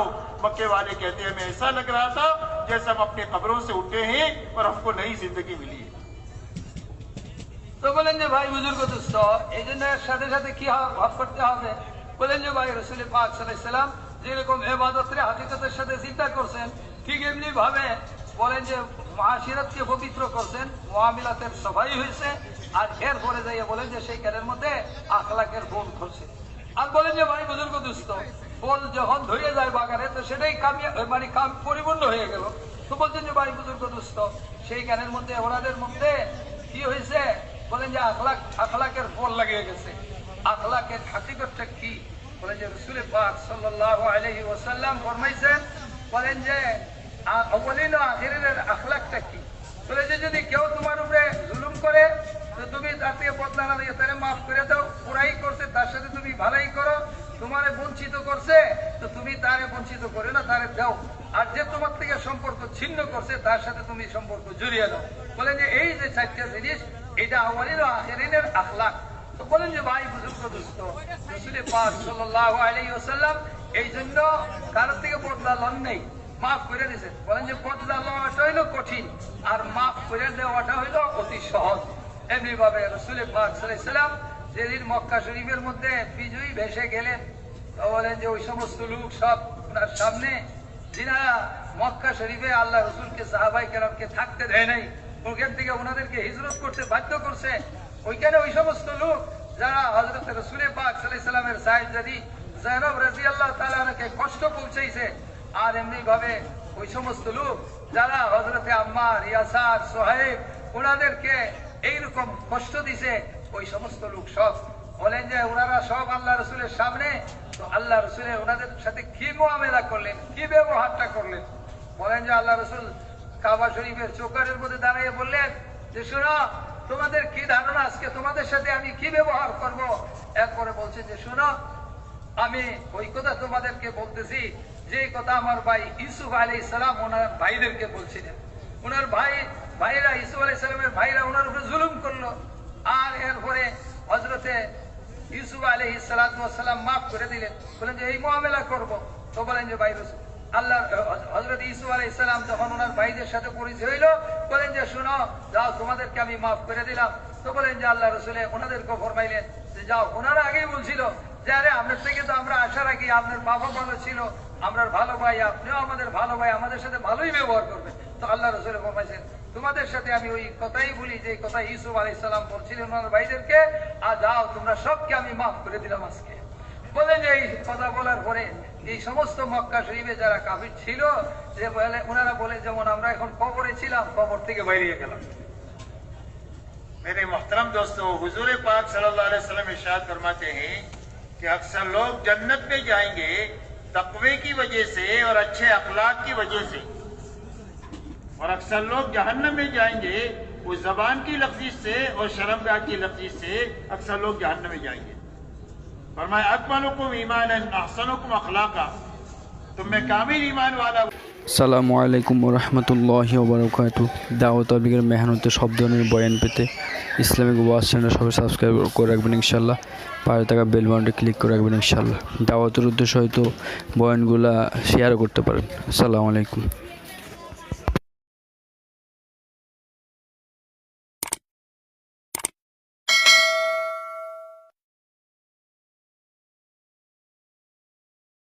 समझते हुए अमल की नीयत से बात को सुनना, इसलिए कि अल्लाह की तरफ से जो दाद और दहिश का निज़ाम है वो आदमी की नीयत है।